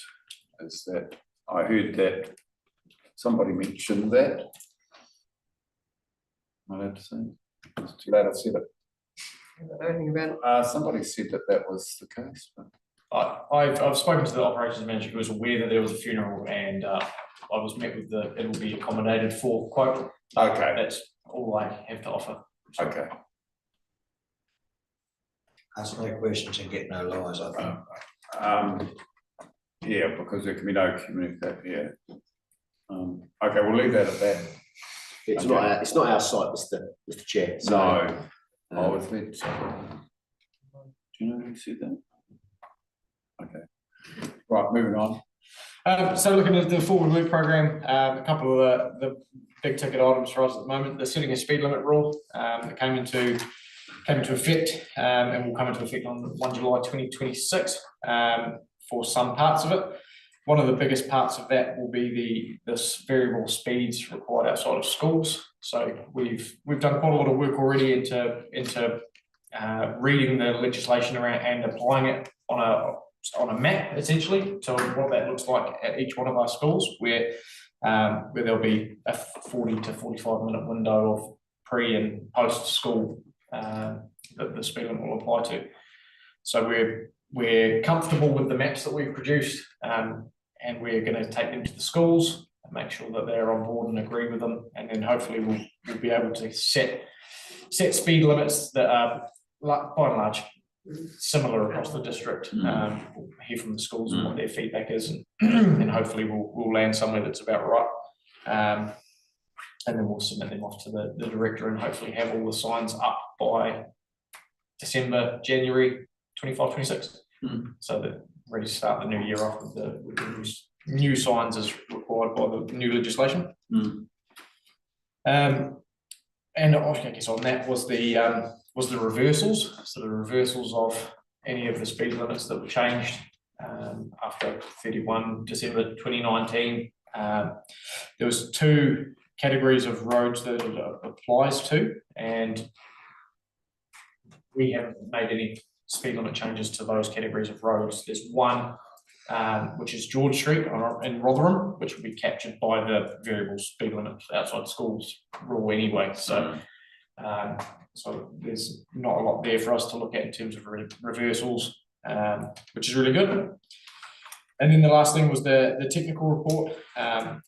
That was basically due to my absence for the month of January. The response was delayed, so that will be responded to by the end of this week with a plan, quite a lengthy plan around intersection safety, delineation strategies, traffic count strategies, a review of the reseal and renewals program, and Lawcox Road, ironically, was one named that needs to be looked at. So we've already had a intersection safety assessment done on that particular intersection.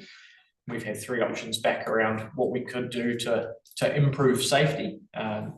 There's a couple of options there to look at and review, and then we'll bring something back here when we've gone through the options.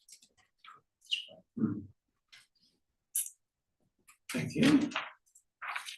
This is your report. That is my report.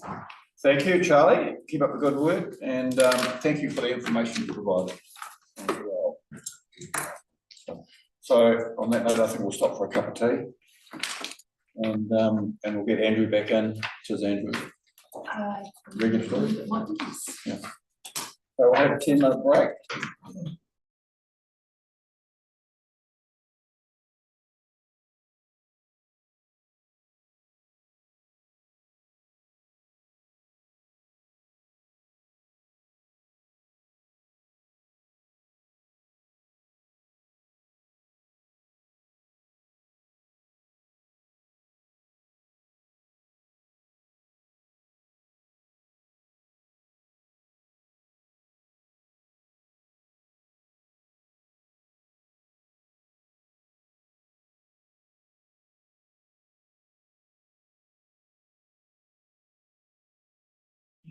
Okay, welcome back everybody. We're back on live, and welcome Andrew. Take us through your report. Thank you. So starting on page 35 for the regulatory portion of it. It's been a reasonably smooth couple of months. Over our Christmas shutdown, the urgent tasks are covered by the after hours compliance contractors, and there was very little escalated from them over that period, so they had a good smooth run. Just a few bits to highlight for you. The district licensing committee hearing next week on the 24th of February. It's postponed from December. That's to do with the bottle store application in Colverton.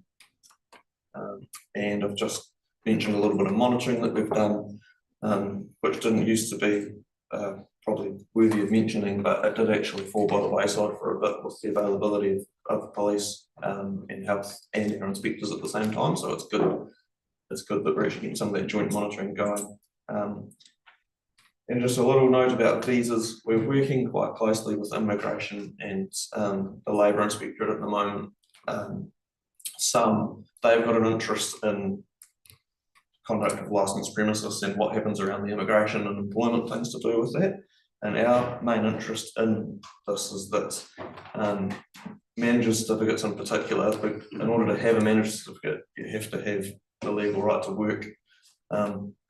So we just like to be careful that we're not issuing people managers certificates saying, here you go, you can go and be a manager who don't actually have the right to work. So we've got some contacts where we can check that now. And the other part of that is that licensees are required to be compliant with all legislation. So if it were that they were being charged with immigration and employment type offences, that actually brings their suitability as a licensee into question, and our inspectors are meant to do something about that, at least at the time of reporting on renewals and things. So yeah, you might have seen that there was a little bit in the media about MB doing an operation in Hamden Springs, which doesn't directly involve us, but that's where we're kind of involved to the side of that with what happens next. Yeah. Food, the Food Act, so there was 7 unconfirmed cases of foodborne illness just before Christmas, and linked to one premises in the district. That business was actually really proactive in terms of they were notified first by a customer and notified us, which was good. The investigation identified some bits of practice that they needed to change to be at best practice, and they were issued a notice requiring them to do that. And follow-up checks that they are actually maintaining that practice is still being done. Animal control, it's been pretty routine. Just to see, like, over half of our reports over this period were lost, found, or roaming dogs. They were all reunited. We didn't end up with any of those in the pound for a period of time. And a difference to the last couple of summers is that we did have 3 dog welfare reports, but none of them were about dogs and locked up in cars, so it was good. 3 dog bite incidents over that period. We get a few, like the first one where it's reported well after the fact, and the person reporting it says, I just kind of want this to be recorded in case anything happens in the future. Wherever we can, we still, unless there's a explicit reason not to engage with the dog owner, we still like to get in touch with them and at least provide them some information around their responsibilities. And then there was a boy bitten on the hand approached by some dogs that were loose. They were out at the property, and when we investigated that, we found that the homeowner had done quite a lot of work around fence, and he was actually there shoring up his gate when the animal management officer got there. Found the dogs to be non-aggressive and friendly, so at this stage that was dealt with by education, warning, nothing too drastic. And then a husky mauling some lambs. That owner was also pretty proactive there and was on preparations and an apology to the stock owner, and constructing a secure compound for the dog. Particularly important with that kind of dog because they're particularly good at getting out and going for a big run. So in that case, the dog was issued with a menacing classification, which requires the dog to be neutered as well as muzzled when in a public place. Just a quick note, I just noted on the noise complaints again over that summer period, the noise complaints were surprisingly low, which is great. I don't know why. I mean, from all reports that Hamden Springs was busy, and there's normally, when it's busy over summer, there's normally plenty of parties and noise complaints, but there just weren't that many this year. The litter, you see in the litter complaints are overtaking noise complaints as our biggest category at the moment. And just a quick note on unauthorised building works, there were 18 reports or situations over those 2 months, and quite a few of those are coming up either prospective buyers who are doing their due diligence are questioning, well, has this garage got a consent, or through the LIM process for probably the sale that's coming to light. And it's just worth flagging because it is an option for us when we're dealing with unauthorised building work that we found where it's minor and perhaps there's not an immediate safety risk, to simply record that on the property and take no further action. And so it's good to see that it does actually come up at the time that the property might be sold or change hands. So it's probably a good option for dealing with minor issues.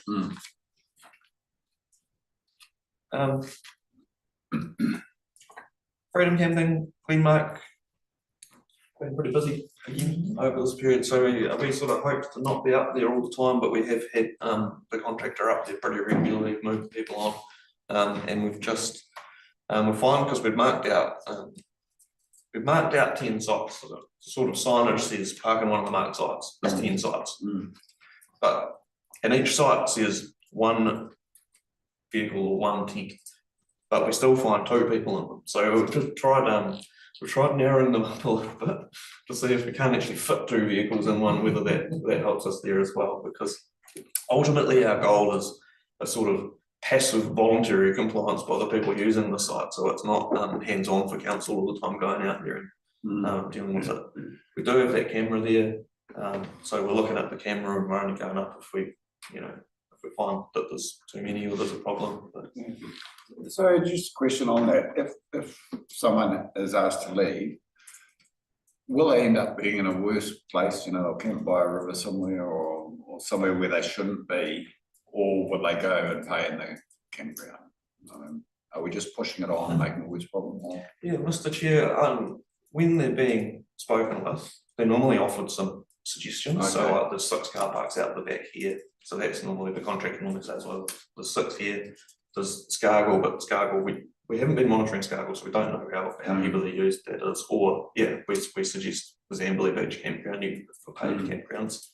So yes, some of them might go and park up down the White River, but they are offered legitimate places to go, and I think it's probably worth just remembering that at that site, one of the reasons we have the limit on numbers there is because of the limitations of that settling system. So we're kind of protecting that by trying to keep the cap on the numbers as well. Thank you. Yeah. Actually, one thing, it's not in this report, may I just cover a thing that's popped up? We have spoken about it previous meetings, and that's that under the health, the recreational water quality monitoring. That's a joint effort between ECAN who actually do the monitoring. Health New Zealand that issue the health warnings and us who are responsible for making sure our local community know and that there's signage in place. So we've got a number of monitored sites. So we've got Gore Bay and Montano at the sea. They both have good, okay, safe swimming ratings over the summer. But Hanna River at the River Reserve, that's also been okay over the summer. We've got 2 at the Waio. So there's a Waio in the main channel on the township side.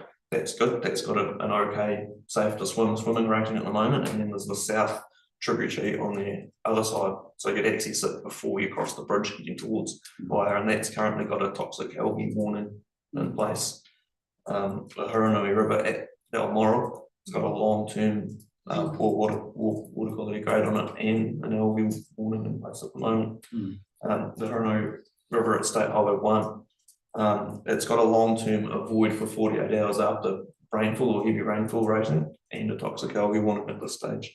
And the Waipara River swimming hole, that's got a long-term poor water quality grading, and that's the one that seems to be coming up in our discussions with ECAN and Health New Zealand at the moment that they have the most concerns about, because the water quality hasn't really changed over a long period of time. And obviously it's a pretty popular place to go swimming. So our current sort of plan there is to increase the we call it advisory signage there. I'm quite cautious about going to the swimming hole and waking up some really, I don't call them aggressive, but authoritarian don't swim here signage. I'm quite keen that we put signage up in a way that says there is long-term poor water quality here, and here is the information, and you make a choice. I just wanted to flag that because I guess it is something potentially controversial when you start getting into that spot. So Probably so. Yeah, we saw the state of the water river at Huranui coming out of summer and the Didymae and all the rest. But all of these other sites, are they worse? We've been swimming for generations, or have we now got a regulation which is over the mark of being tight and it's put them all out? yeah, through you, Mr. Chair, I have the same question. I don't know. Chicken and egg. I don't know, because this is with it's a Canterbury-wide project, and with the Lawa Where Can I Swim site, it's a nationwide project, and outside of Viranui, there's the likes of Corsair Bay and some of those bays and around Littleton Harbour that are also generational swimming sites that are getting these warnings of, and I'm not sure whether that's because the threshold or the protocols for what's safe have been adjusted, or the actual water quality's got worse. So we have an end of season meeting with all the agencies, and that's one of the things I'd like to understand from that. Yeah, good question, that's. Just the one at the Hurricane State Highway, not that many swim there, they more swim down by the camp, bottom end of the river. Because people camp there and there's batches there and there's all that. I remember on its own committee asking, why don't you shift it to a place where people actually swim? Because you don't really see people swimming by the state highway. Yeah, through you, Mr. Chair. Actually, before each season, we do get the opportunity to suggest new sites or removing sites. So that's one we can put forward this season to just say. Just you understand, it's more people. That's where locally. That's where more people swim. More often see people swimming there. Thanks, Vance. Yeah, good. That's all I wanted to highlight in the regulatory section, so I'll move on to waste unless there's questions.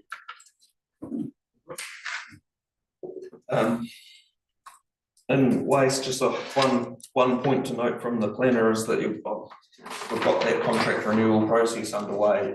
In the planner it says tender to be awarded in April, but it's actually the May council meeting that we're aiming for approval of that.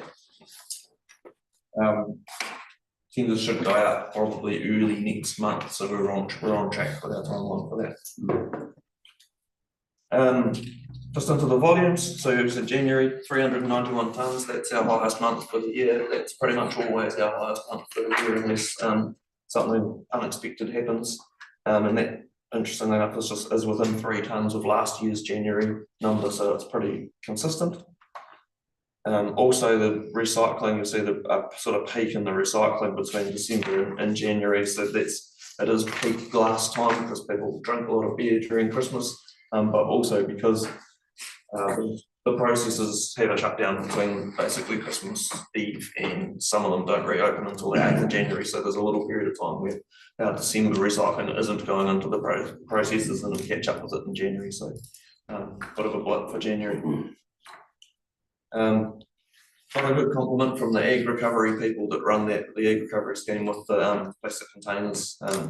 But they're really happy with the way it's run here. So that's a combination of well-run aqua sites and people are bringing good stuff to us, well rinsed.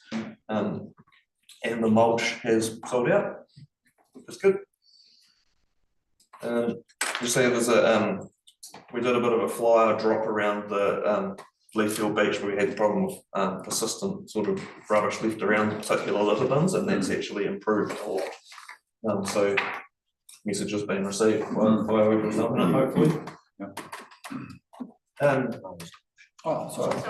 Just a question, Andrew. I mean, this I'll drop with the egg recovery stuff and the dates are set here. Just a response that came my way in regard to this was,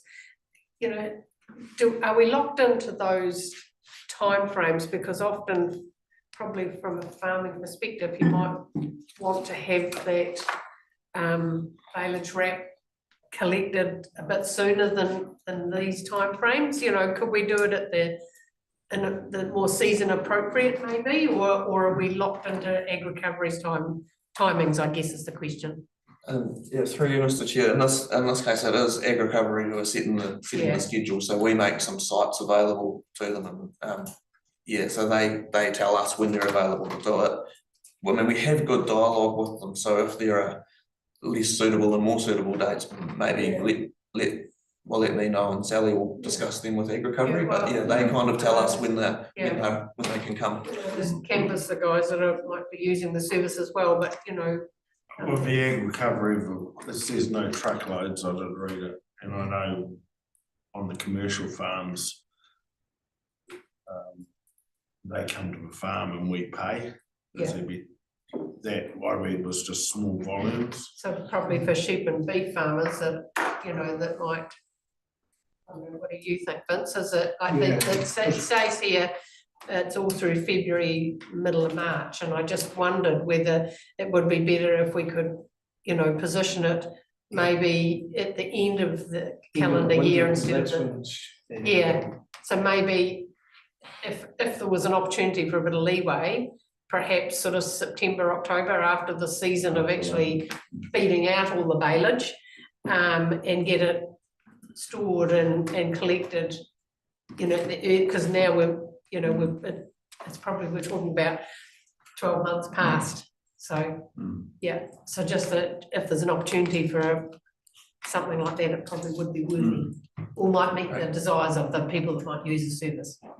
That's good, thank you. I mean, we do have dialogue with them, so we'll just pass that back as sort of some constructive feedback and see if we can keep the dates. Even do a bit of a straw poll for people that come in on those days, so when would it work best, and, you know, because they might give a different type of feedback than what I'm providing, but that was my suggestion anyway. I think how they operate, so when they're not here, they'll be somewhere else. Yeah. So, but I mean, we can put our request in. Yeah, of course, Yeah. yeah, no, that's great, thank you, Andrew, I appreciate that.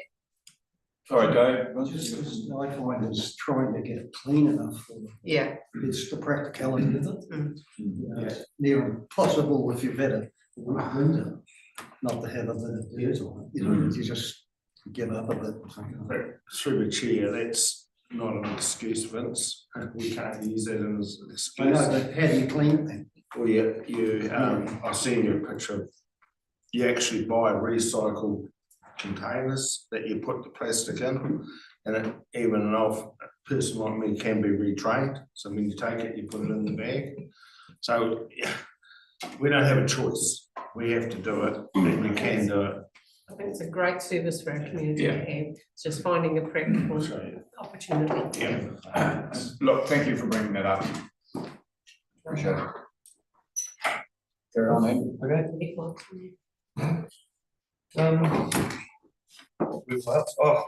Contamination is one of those ongoing issues that we talk about a lot. So that at the moment, one of the ones that's popped up for us is actually the textile, the clothing recycling bins that we've got. The person that comes and takes those away came to us and said, I'm getting so much stuff that I just can't use. And essentially if they can't reuse it, then they are stuck with the bill for disposing of it. So they were sort of hoping we could improve the quality of what's going into our ones. And I have to admit, I thought that stuff went to be made into rags, so that all textiles were good, but it goes to be reused as clothing, so tatty stuff and rags, and they end up having to dump. So we're just monitoring that at the moment to see if we can get an improvement, but that operator sort of said that's not really viable for them at the current rate. Well, that bit of information just shared, I'd put Holly Jeans in there thinking that I would be cutting the rags or whatever, but I think perhaps we need some promotion on what does go in there, because I agree. So I mean, we've seen it here, we've heard it here, but how do we get that to the wider people? Yeah, and part two of that question for me is what are the recycling bin people willing to do about that as well? Yeah, you know, that's right. But yeah, we want to keep some sort of facility available, so we'll work with them to try and improve that messaging. To ponder whether there's other operators that do make them into rags and whether that might be a backup option as well. I don't even know if that's a thing anymore, because you can buy your giant sack of rags from Temu for $3. So whether there's actually a market for using textile rags or not, I don't know. Carbon footprint, and I think we've probably talked about it already, but the recycling the street bins in Emna Springs over that Christmas period take a real a hammering with all sorts of rubbish in them.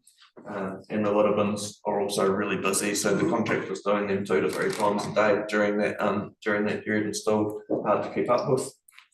In the contract spec that we've just put out, it does say if you need to go back and empty them again, then you need to go back and empty them again. But still, practicality keeping up with it's tricky. And I think we might come with a couple of options how we might proceed this coming next holiday season. But the community board discussed that yesterday.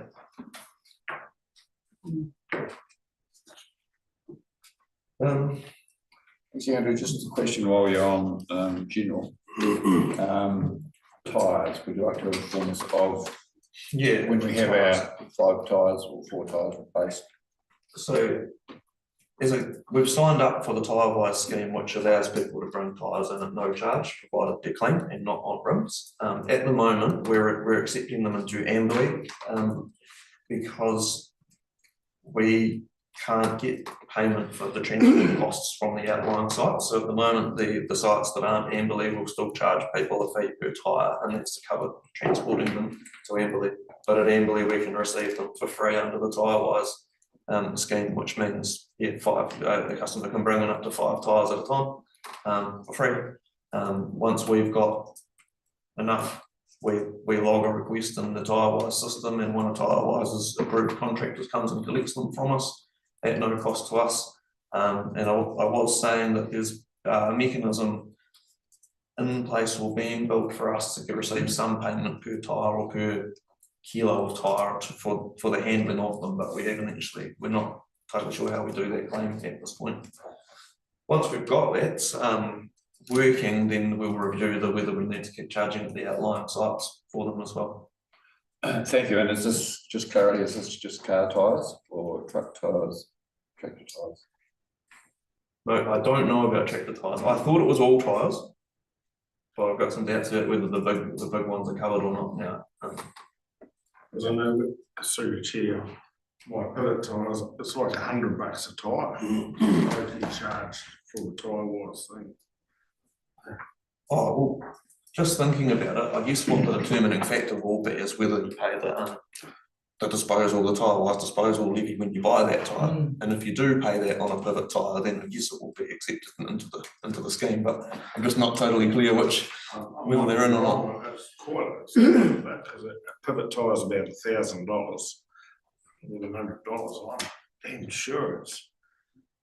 I'm assuring Colin, and he's got a lot of tyres there. They haven't come to pick him up. He's definitely part of the Tyre-Wise scheme because we're paying. Yeah, through you, Minister Chair, one of the concerns we had early days when we actually decided to not join the scheme to start with. I don't know if you remember, we thought we won't join it, we'll see how it happens, because one of the concerns we had was the likes of Colwyn and Henma, like how often is a collector going to be available to go to those sites? So I don't know whether that's a problem for your tyre man there, but that was one of the reasons we were not wanting to be straight in with it. It's got quite a good storage area on the roadside. Oh yeah, so yeah, I'm familiar with that as well. So maybe it is a collection. Thank you, Dave. It's a good friend. There isn't too much else in waste for me to highlight, so I'm happy to just answer any questions that are left and then be on the merry way. No more questions. Thank you, Andrew. Thanks for your report, and you can be on your merry way. Thank you very much. Mr Chair, just while Kerry's Getting to the chair. getting to the chair, I'm just looking at the Tyre-Wise site. Oh. And it says all pneumatic and solid tyres for the use on motorised vehicles, including cars, trucks, buses, motorcycles, aircraft, trailers and off-road vehicles. And that There you means go. tyres for most agricultural machinery are also included. Most. So I can bring them all down to Amberley. That's all. I'll bring you some biggies down, Andrew. I look forward to it. On a Tuesday. Saving $100. Thank you, Andrew. Thank you. Welcome, Kerry. Thank you. And take us through your report, page 43. Yep, building report, page 43. You'll see in the planner there that we're preparing for IANZ audits constantly each month, and you may have seen that we've advertised for a part-time quality assurance coordinator. That's going to keep us on track for this into the future. So that should ensure that we get a good IANZ result every 2 years from now onwards. The applications, they've dipped down in January, as you can see there on page 43 on the right, but still above last year. But as you'll see on the building consents issued, that we've dipped down below last year's amount. So it's probably a bit quieter than normal in January. And the average processing time is still around 12 days for processing the average building consent, excluding days on hold. We didn't achieve our 100% of processing time. We had one job go over time, and which is human error, unfortunately. When two people were in the system at the same time, within a few minutes of each other, and both thinking they were doing the right thing, but ended up messing it up.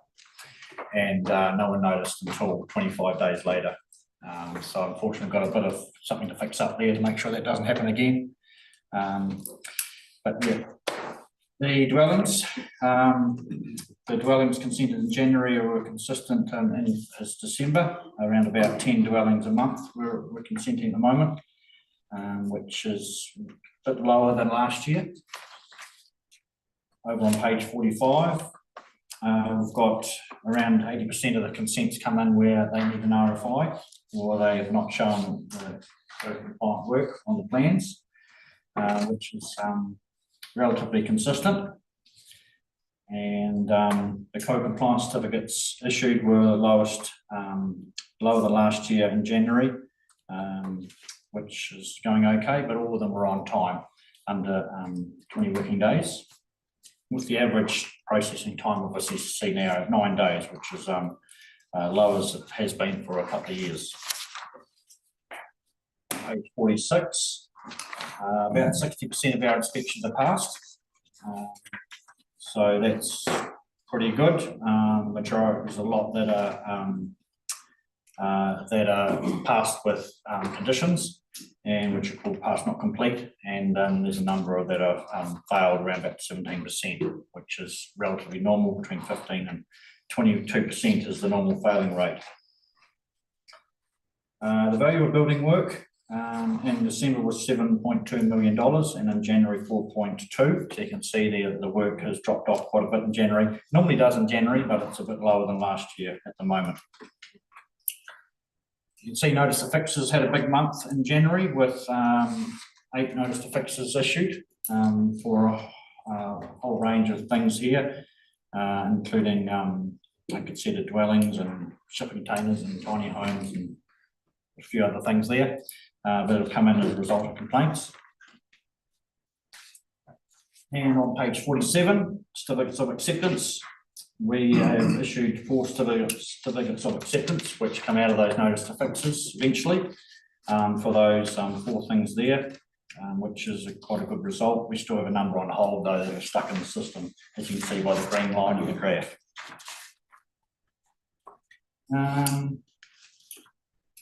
Yeah, that is building. Any question on that? I can move on properly. Yeah, Kerry, look, I've got a question just regarding the not too simply system. Is that, are we going to stick with that with the change in IT, or is without that change? That'll all change.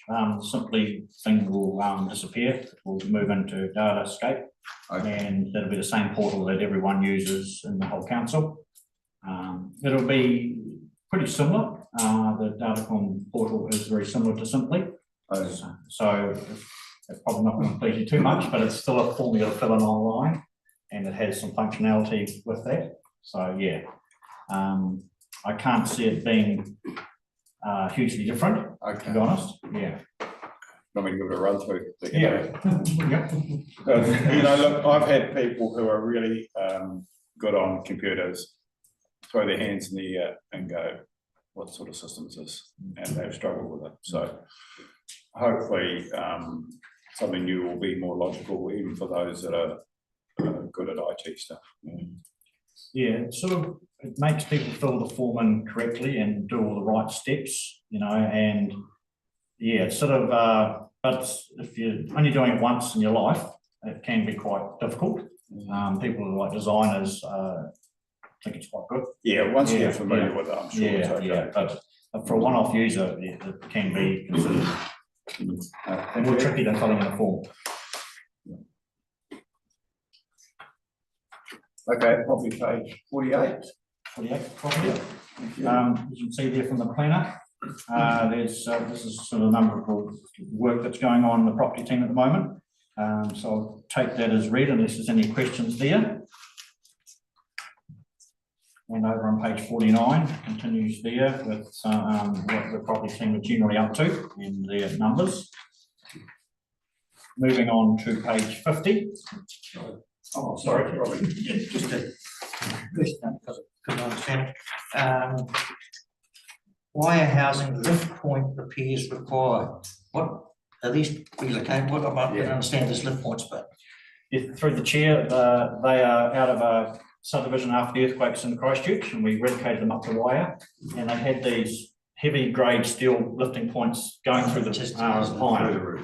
And we didn't lift them like that, but that's how they were lifted in Christchurch. We lifted them in a traditional way on back of a truck and had jacks either side, but they still had the lifting points there, and a couple of them have started to leak with the little flashing.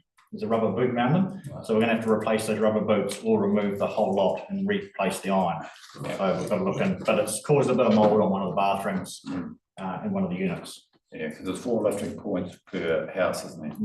Yeah. Yeah. Thank you. Thanks, Robbie. Page 50, you'll see the amount of limbs that were processed there. They've dropped down quite a bit in January to 44, but not particularly lower than any other part of the year, but it's come back off its peak. You'll see a social housing wait list there. It's increased a little bit into January. There was a couple more people putting names down in both Amberley, Cheviot and Waikari. But the occupancy is obviously up on all the houses apart from the ones we're refurbishing. They're pretty much all full. There's a little bit of niggliness going on the Cheviot housing there, you'll see, with some personality clashes that we're trying to resolve. And on page 51. Sorry, Robbie's got a question. yeah, I just want to go back to the social housing thing because it's pretty topical. You know, the government's making noises about trying to work in that space.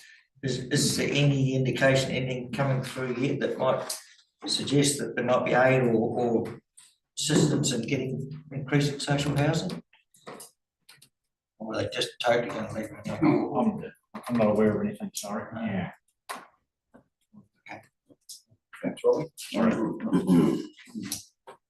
You'll see on page 51 there that someone's rammed our barrier at Amberley Beach Camping Ground, which cost us $1,800 to fix that up. And there's been some windows broken at the Queen Mary over the last couple of months as well that we've had to fix up. So just through the chair, we were unable to find out who did it or whatever. I'm just thinking there's no way. But I thought we had cameras there. The camera wasn't able to pick up who it was, unfortunately. Okay. Yeah. Yeah. Page 51, the works update. You'll see there that we've done a few little bits around the office. Yeah, there's blocked sewers, a few the Amberley depots had a new cover fabricated. The pump sheds had some new lid catches installed to the manholes to hold them up. And you'll see that we had quite a serious accident at the Balmoral Reserve that we're still working through. We've agreed that there's no camping in those areas at the moment, and a 50-metre zone right around those trees where there's no camping until we work out what's going to happen with the trees. But yeah, that's pretty much it for the property. Yeah. Just Kilmarnock's been there a long time. Are we assured that there's no hooks or barbs left in that there's something and they get through? I'll have to come back to you on that one to see whether there is, but I imagine it's still. No, we're not. We're not sure that we're not going to get any repercussions as a result of it. It's going through the process. These things always take this amount of time. They go a little bit smoother if we've got two willing parties. Yeah, okay. But nonetheless, I don't believe that Fiona has helped us up to. Thanks, Bob. So you're on amenities? No, that's it for me. Oh, Yep. thank you, Kerry, for that. Normal questions. Keep up the good work. And pass our thanks on to the rest of the building team, because I know there's been one of our ladies who's dealing with the trust is dealing quite a bit with Brooke, and much appreciate Brooke's help. So Oh, pass it on. Thank you. thank you. Thanks. Compliment. Welcome, Dan. One is normal. No time pressure, but we are under time. Yeah, I'll get into the amenities report. Your page 53 is just the planner. I'll go through the detail, starting on page 54. Your routine and director maintenance, obviously December, January is a really busy time with increased visitor numbers around the districts. Yeah, the team were really busy, as you can see by the number of tasks they've completed. Pleasing enough, there wasn't too much reactive. At 17% of their work, we typically allow about 15%, so that was pleasing to see. Onto page 55. In terms of mowing, we had quite a bit of growth. Yeah, the report sort of says that, yeah, very unusual sort of December rainfall. The Christmas period in particular, got heavy rain, and then obviously a bit of drying and heavy rain. Unfortunately, the rain seemed to co-align with the non-stat days when the contractor wanted to mow. So when they did come back in January, yeah, they were quite a way behind. So yeah, they put extra resource in. And yeah, they caught up to the spec, and now yeah, things are on top, and growth is starting to slow down, which is a real positive. The public toilets, they looked really good throughout the holiday period. Obviously, it was the highest use time, and you're looking at the audit results. Yeah, a really good result, functioned well, and any issues were dealt with correctly. So no questions. I'll go on page 56. In terms of page 56, I might just point out under the cost saving initiatives, the top one around level indicators. So what we've done is where we have to empty septic tanks on a regular basis, we've gone through and installed level sensors on all of them. So they're a little box unit which measures the height of the septic, and the more the tank goes up, you know when to empty it.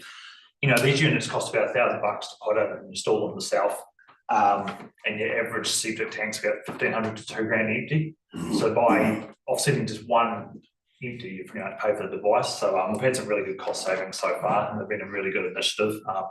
So the guy who empties the septics, he's got access to our system, so he can see when they need it, and an alarm gets sent out. So we had some really good cost savings putting them in. So it's been a really good initiative, and it also gives us an understanding of how much they're getting used as well. Are they vandal proof, those? No, that's one issue. So on page 57, you can sort of see what it looks like. So someone could potentially, if they know where they are, go and kick them off. Yeah. Like I said, if we wanted, we could put a little cage over them. So far, we haven't had to because they're sort of secluded. But like I said, they're good in there. So we installed them in all the places where we need to empty septic, but also two where we fill up the water tanks as well at the Hamlet River, and also the State Highway 1 Haranui. And yeah, since the technology is working well for us, we're also talking with the guys in Stormwater that use them as well for similar activities. So they've been a good initiative so far. Great. In terms of the rest report, a few photos on page 57 and 58, just showing some of the great work the teams who are doing in the district. And here's some nice summary looking photos, I suppose, which is great to see. Oh, sorry. Dan goes on, can I just come back to the, I'm just not sure whether it's mowing or whatever, but someone talked to me the other day here in Amberley. It's on Pound Street, and it's actually, so going down from the post office, there's an empty section which you can look through to the countdown if you like, you know. But it's not so much about the mowing, but I was alerted to the fact that there is actually a gorse bush growing on the right by the footpath. So there's so I guess I'm just raising to say it'd be good if that was gone. Yeah, because the gorse bush, I went and had a look, actually it's probably about a metre gorse bush, but it's actually on the road reserve. So it's not really a mowing thing, or I don't know where it was going to fit. yeah, if you can get rid of it, I think it'd be helpful. Yeah, Needs to be dug out. yeah. Thank you, Madam Mayor. That's right. Thank you. Thanks, Dan. Excellent. Moving on to the program capital report. So yeah, December, January, you went by in a flash. Yeah, a lot of work starting now, so early March. Yeah, a lot of the procurement, planning, designs being completed, and the spades are in the ground, so to speak. Quite a few tenders out. And public advertised at the moment as well. So yeah, a lot of work's gone on. So now we can just sort of see the benefits of that hard work by things being built. So yeah, busy remaining 5 months of the financial year ahead, where a lot of things we've built, which is really pleasing. Like normal, I'll sort of run through and highlight on each page any projects that are worth highlighting, but once again, welcome any questions on any of the ones listed. So moving to page 60. So Hurunui number 1, today's the magic day where it's getting cut over and into our operation as a council. So yeah, everyone's really pleased to see that being completed, and then I send hand over to our operations department to run. So yeah, I haven't had an update from site yet, but sometime within the next couple of hours it'll be commissioned and working, which is absolutely fantastic. So nearly a couple of years since we put the first spade in the ground, so it's been a big achievement as a council to get that done. So yeah, I think well done to all really. It's great to see it get completed. Moving on to page 61, sticking with water treatment, yeah, our plant at Kaiwara, once again, that's tracking on for sort of completion by end of next month. The guys in the shed have pretty much fit out all the componentry, that should be all in place by today, which then gives the electricians free rein for the rest of the month. Once we get to the end of the month, we've got some external pipe work to do, then that one's also completed, which will then allow that to be commissioned next month. So once we've done that, we've pretty much ticked off all the water treatment plants, apart from Balmoral, which has got its own unique circumstances, which we're still working with the water regulator about.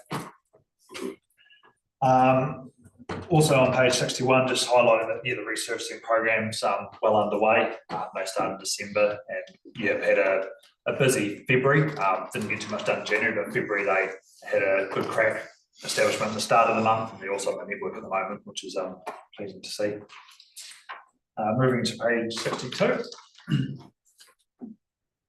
So yeah, the Amberley Beach Bund, which is the photo on the top of the report. So works are going really well there, where they're going through and excavating out in front of the existing bund to build a deep toe, and then importing fill, which is sort of resembles sort of a beach-like material, and building that up, which will be higher than the existing bund, and then filling it in. So yeah, the contractor's making really good progress. They've got 3 large dump trucks running pretty much constantly to and from the ready mix quarry to the site.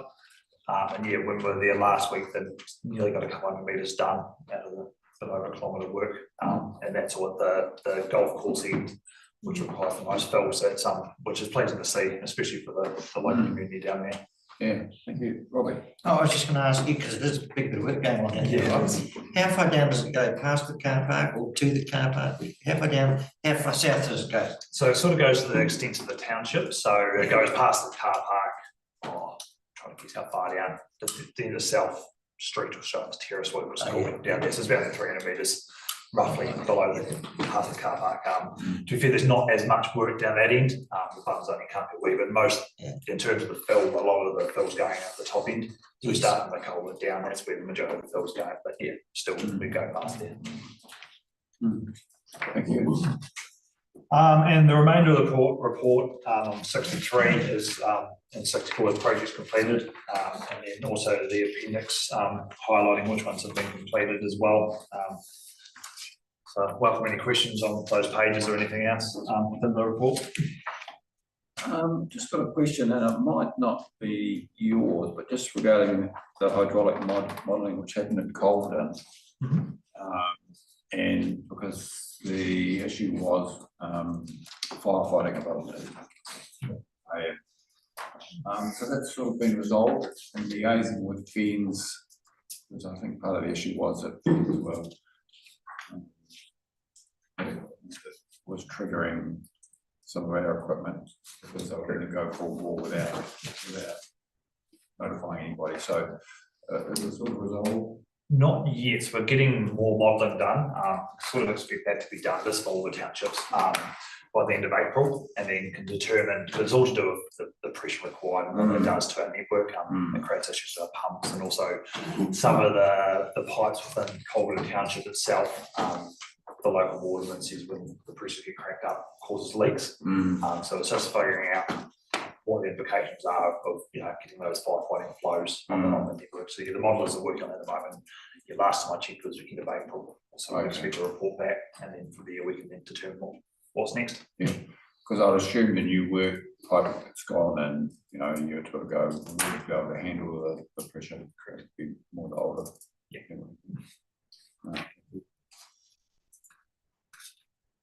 Is this your report? That's me, yeah. Thank you for that, Dan. It's a great report, and keep up the great work. Great, thank you. Thank you. The question I had on some of these new lines we're putting on, we're making the old line redundant. Do we ever think about keeping that there, that if something happened to a new line with two lines, they talk about these water safety plans and say, oh, where's your second water line?